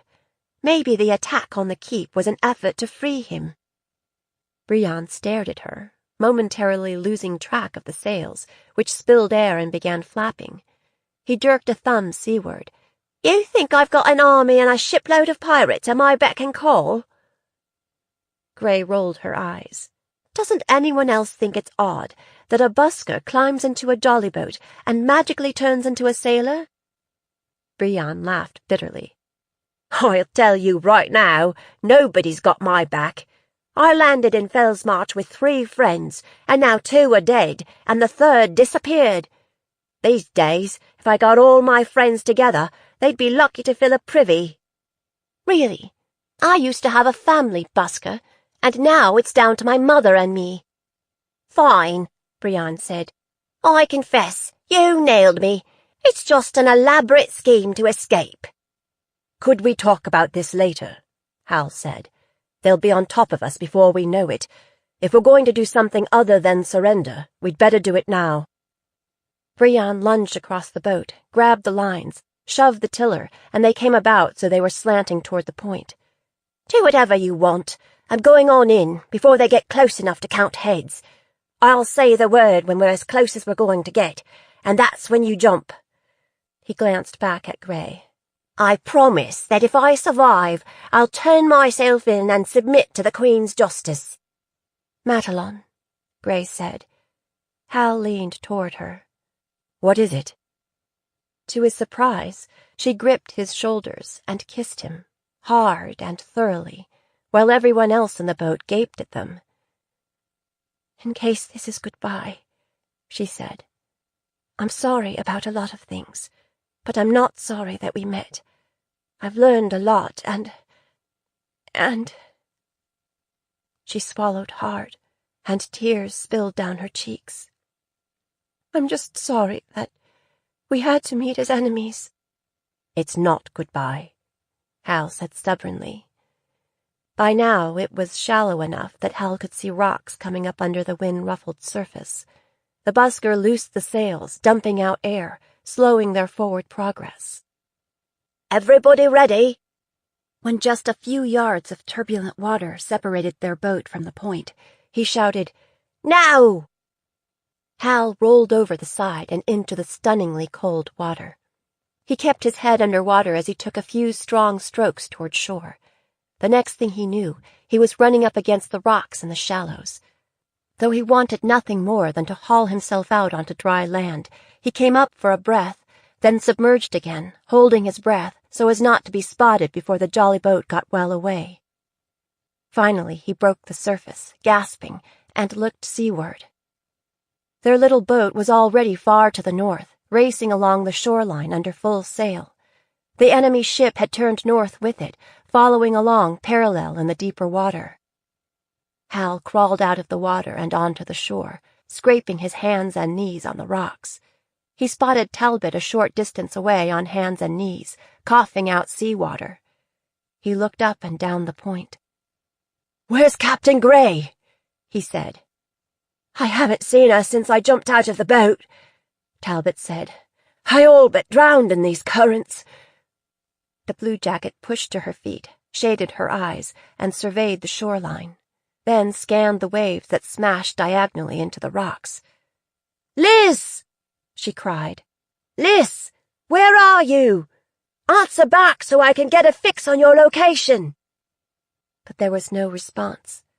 Hal looked down the shoreline in the direction the current was running, but saw nothing. Rion de Tarvos and the pursuing ship had rounded a bend and were out of sight. I should have kept a hold on her, Talbot said, a quiver in her voice. Or we should have stayed with the boat. This is my fault. I know she's afraid of the water. Maybe she just got swept farther down the beach. Let's follow the shore and maybe we'll find her. But what if she comes here looking for us, and we're gone? Talbot said. We could split up, Hal suggested. When Talbot glared at him, he added, Would it help if I gave you my word of honor that I won't try to escape? We stay together, Talbot said. Let's go. 46. Beach music. You were supposed to jump off the boat, Brion said, looking over his shoulder to where Her Highness cowered in the stern. I was going to, she said, teeth chattering. I really was, but I changed my mind. With that, she finally let loose and spewed over the side, then hung there, arms draped around the oarlocks, head down. They were speeding along, faster than it seemed possible to go in such a small boat. It should have taken every ounce of Brion's concentration to keep the boat moving and avoid a miscalculation that would leave them in splinters up on the rocks. And yet, in a way, handling the sails and managing the boat was like breathing. The scent of the salt spray was intoxicating. It went to his head like a hit of leaf. He wondered if he'd been using the leaf as a poor replacement for this. "You're really good at this," Her Highness said, as if reading his thoughts. "I know," he said. It wasn't bragging, it was the truth. It was just the latest in a long line of surprises, good and bad. On the other side of the ledger, the mage mark on the back of his neck. Right now it burned like fury. He didn't remember it ever doing that before. "How did you learn to sail?"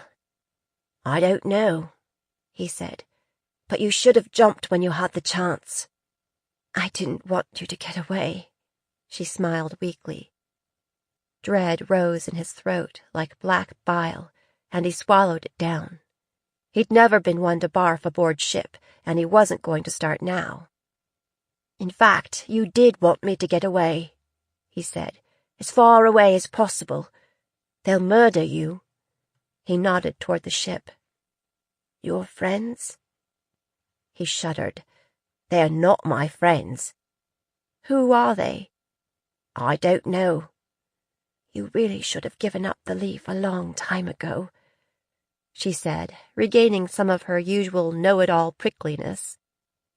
"That's not the problem," he said. "I didn't lose my memory because of using leaf. I used leaf because of the things I can't remember." For instance, he didn't know why the woman on the ship was looking for him, but he knew now that he didn't want her to find him.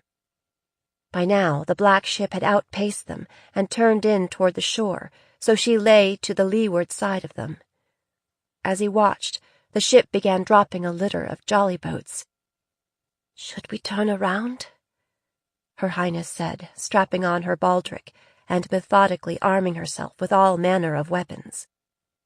"Won't do any good, strong as this sea is running. It's time to go ashore and hope we can give them the slip. Can you get on the oars again?" Without a murmur of protest, she edged forward to the rearmost thwart and began pulling with a will, as if anything that got her onto dry land quicker was worth the sweat. "Now," he said, "as soon as we run aground, jump out and run, and don't look back. If we split up, maybe one of us will get away." She grunted, which left him in the dark as to what she'd actually do. But when they hit the shallows, she vaulted over the side of the boat and took off running, disappearing into the jumble of broken rock that lay between the beach and the mountains beyond. Good, he thought. That was one worry off his plate. Maybe she hated him, but he didn't hate her. He felt bad about what had happened to her family. Who could blame her for wanting justice? "I'm a lover, not a hater," he thought. 2 boats were pulling hard for the shore, closing in on him. Now what? He took off in a different direction than the princess had gone, threading his way into a labyrinth of rock so that he couldn't be spotted from the water. He got to a point where he had to begin climbing, trying to find toe-holds, reaching, gripping stone, pulling himself up. Eventually, he came to an overhang and he could go no farther. So he settled onto his perch, huddling deep in his coat, and waited. Soon he heard voices from the beach, so he knew the boats must have landed. After another little while, he heard the voices moving closer, felt the mage mark on the back of his neck burning, burning, burning. Something about the lay of the land funneled voices up to him. He heard a woman's voice, as warm and intoxicating as hot buttered rum. "It's this way. We're getting close now." He could hear the excitement in her voice. And then another voice, one he recognized, high and anxious. "You won't hurt him, right? You said you wouldn't hurt him. You're just going to take him back home on your ship." It was Aubrey. And then the first voice, larded with sorcery. "Of course," she said. "That was the bargain, wasn't it? I am going to take very good care of your mage-marked friend." For one hopeful moment, Brian wondered if the story he'd made up was true, if Aubrey was bringing an army to save him. But no, He knew in his heart of hearts that wasn't Aubrey's style, that she could never pull that off. In his heart of hearts, he knew that it meant that she'd betrayed him. Just for a moment, then, he put his head down and surrendered to despair. "We'll be fine," she'd said. "I'll get my game going as soon as we get to Baston Bay." Was this why she'd talked him into returning to Baston Bay? Was he the prize in the new game she had going? "I was loyal to you, Aubrey. I wouldn't give you up to Her Highness and her crew, even when they threatened to torture me. Point of correction, Your Highness," he added. "Actually, I have no friends at all." He slid forward on the ledge so he could peer over and look down on the way he'd come. Eventually they came into view, a crowd of pirates or warriors with purple-blue auras. At the head of the band, a tall woman in glittering armor, her silver hair snaking around her head, one hand clamped around Aubrey's arm. Her aura was blue-white, so brilliant that he had to squint against it. She was young, though, younger than he'd expected. Aubrey wasn't small, but she seemed very small in that company. She was dressed in the clothes she'd been wearing when he'd last seen her. So maybe she hadn't cashed in yet. When they reached the bottom of the steepest climb, the mage looked straight up at where Brion lay hidden, his mage mark rekindled like a flame against his skin. Now that she was closer, he could see that her silver hair had two broad streaks in it, one gold, the other blue. "He's up there," the mage murmured to Aubrey. "Call him down." "Brion!" Aubrey called, looking in his general direction and waving her hand. "Hey, Brion! It's Aubrey! Come down here! I've brought help!" Brion said nothing. Maybe the mage suspected he was up there, but he wasn't going to open his mouth and leave no doubt. "I was crazy worried when you was in prison," Aubrey said. "I couldn't figure out a way to get you out, and here you got out on your own. I can't wait to hear how you done it." Brion said nothing. "I thought you said the boy was a friend of yours," the mage hissed. "He is," Aubrey said. "You sure he's up there?" "He's up there," the mage said flatly. Pulling Aubrey closer, she murmured something in her ear, then pushed her toward the foot of the trail. "Bree," Aubrey said, looking paler than before. "You're probably wondering who my friends are. This is Celestine, and she's an actual empress. She's from wherever it is you come from. She says she can fill you in on your family, all the things you don't know. Won't that be fine?" She extended her hands toward Brion, as if she might catch him if he jumped. Brion wrapped his arms around his knees. As he did so, he felt something lumpy in his pocket. When he pulled it out, he saw that it was the flute Hal had given him. He weighed it in his hands. Down below, Celestine chose out 4 of her mage-ish pirates. "I want you to go up and get him. Remember what I said. I don't want the boy harmed in any way. Anything happens to him, you'll regret the day you were born." Her concern should have been reassuring, even heartwarming maybe, but it wasn't. She's like the weather on the Indio, Brion thought, fair to stormy in the blink of an eye. Now he heard the warriors toiling up the trail toward him. When he peered over the edge, he could see them. Already they were nearly halfway up, but they'd reached a difficult overhang. As he watched, one of them detached a grappling hook from his belt and side-armed it, aiming it just above the spot where Brion was hiding. It clanged against the rock, then caught and held, the rope dangling down out of sight. Moments later, the rope went taut. They were climbing. Right. Pirates carry grappling hooks, don't they? Just his luck. Reaching up behind him, he pried at it, but it was wedged in so tightly he couldn't move it. But there was another option. "You're not a violent person," he told himself. You're a lover, not a hater. Then again, you've always loved the flute. Brienne reached up again, gripped the grappling hook, and listened for music. A grappling hook is usually not a beloved object, so it didn't come as clearly as he would have liked. Still, he caught a thread of it. Raising the flute to his lips, Brienne began to play a lively tune, a jig of sorts. The warriors climbing toward him froze for a moment. Then the warrior in the lead, the owner of the grappling hook, began to smile. He straightened, stood upright, and began to dance, faster and faster. The warriors behind him backed up, trying to get out of the way, but he slammed into them. They fell, arms pinwheeling, hit the rocks once, twice, then landed on the sand. Their dancing colleague followed them off the edge. When he landed, he just lay there, his arms and legs twitching to the cadence of the tune. 3 were obviously dead. The 4th was seemingly alive, but broken. Down below, all of the warriors were moving, shuffling their feet a little. Even Aubrey, still wearing her panic-stricken expression.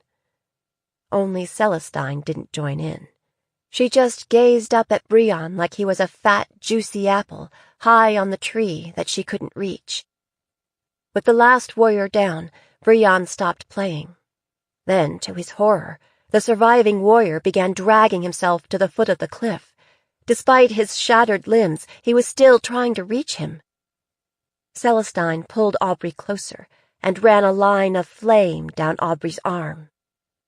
Aubrey screamed and beat her arm against her side, but the flame didn't go out. Brienne stopped playing and put his hands over his ears, trying to block the sound. But he couldn't. And he couldn't help remembering what it had been like when his own arm had been burned during the interrogation. "Come down here, boy, or I'll burn your young friend to a cinder, bit by bit." Celestine snarled. "It will take a long time."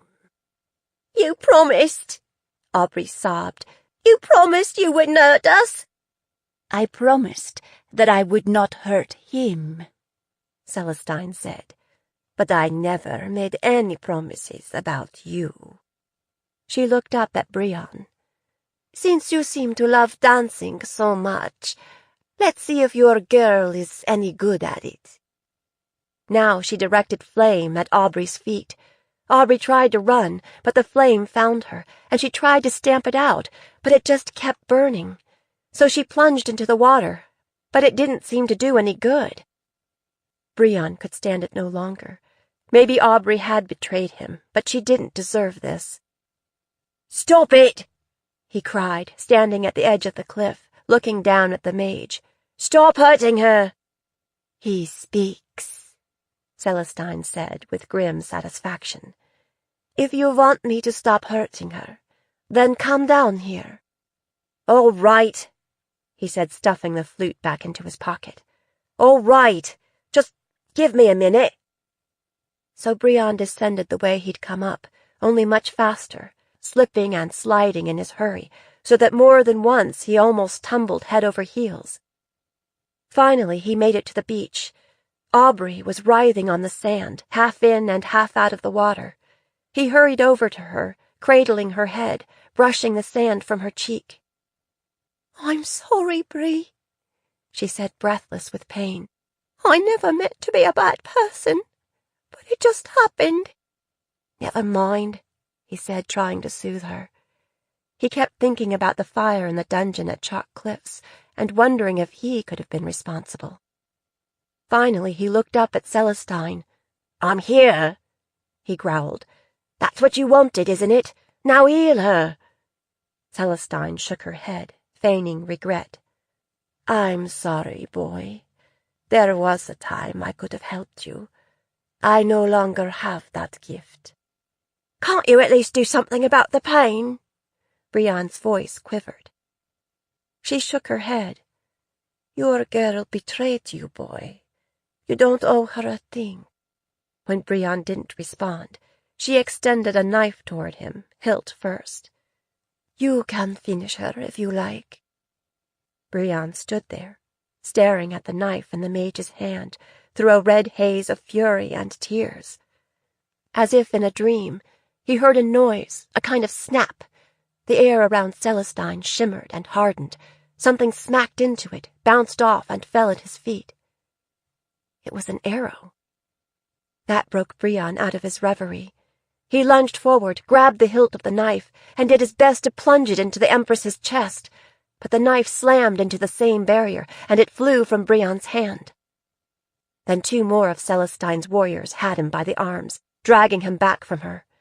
2 more thwacks, and Brion's captors staggered, staring down at the arrows sticking out of their chests. But they didn't loosen their grip any, even as their blood dripped onto the sand.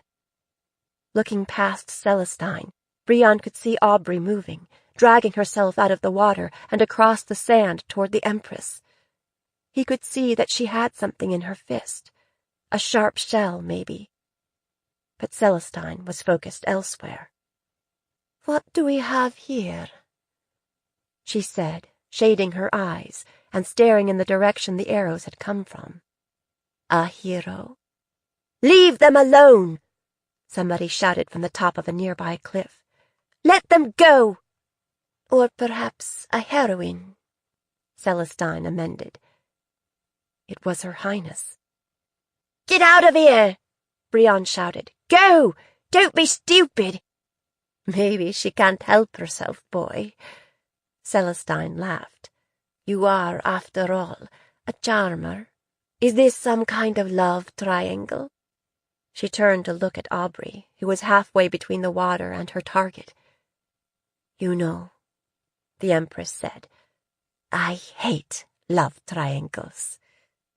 Gripping her amulet and raising her hand, she immersed Aubrey in flame. Brion tried to rip free from his captors, but they held him fast, even though they should have been dead on the ground.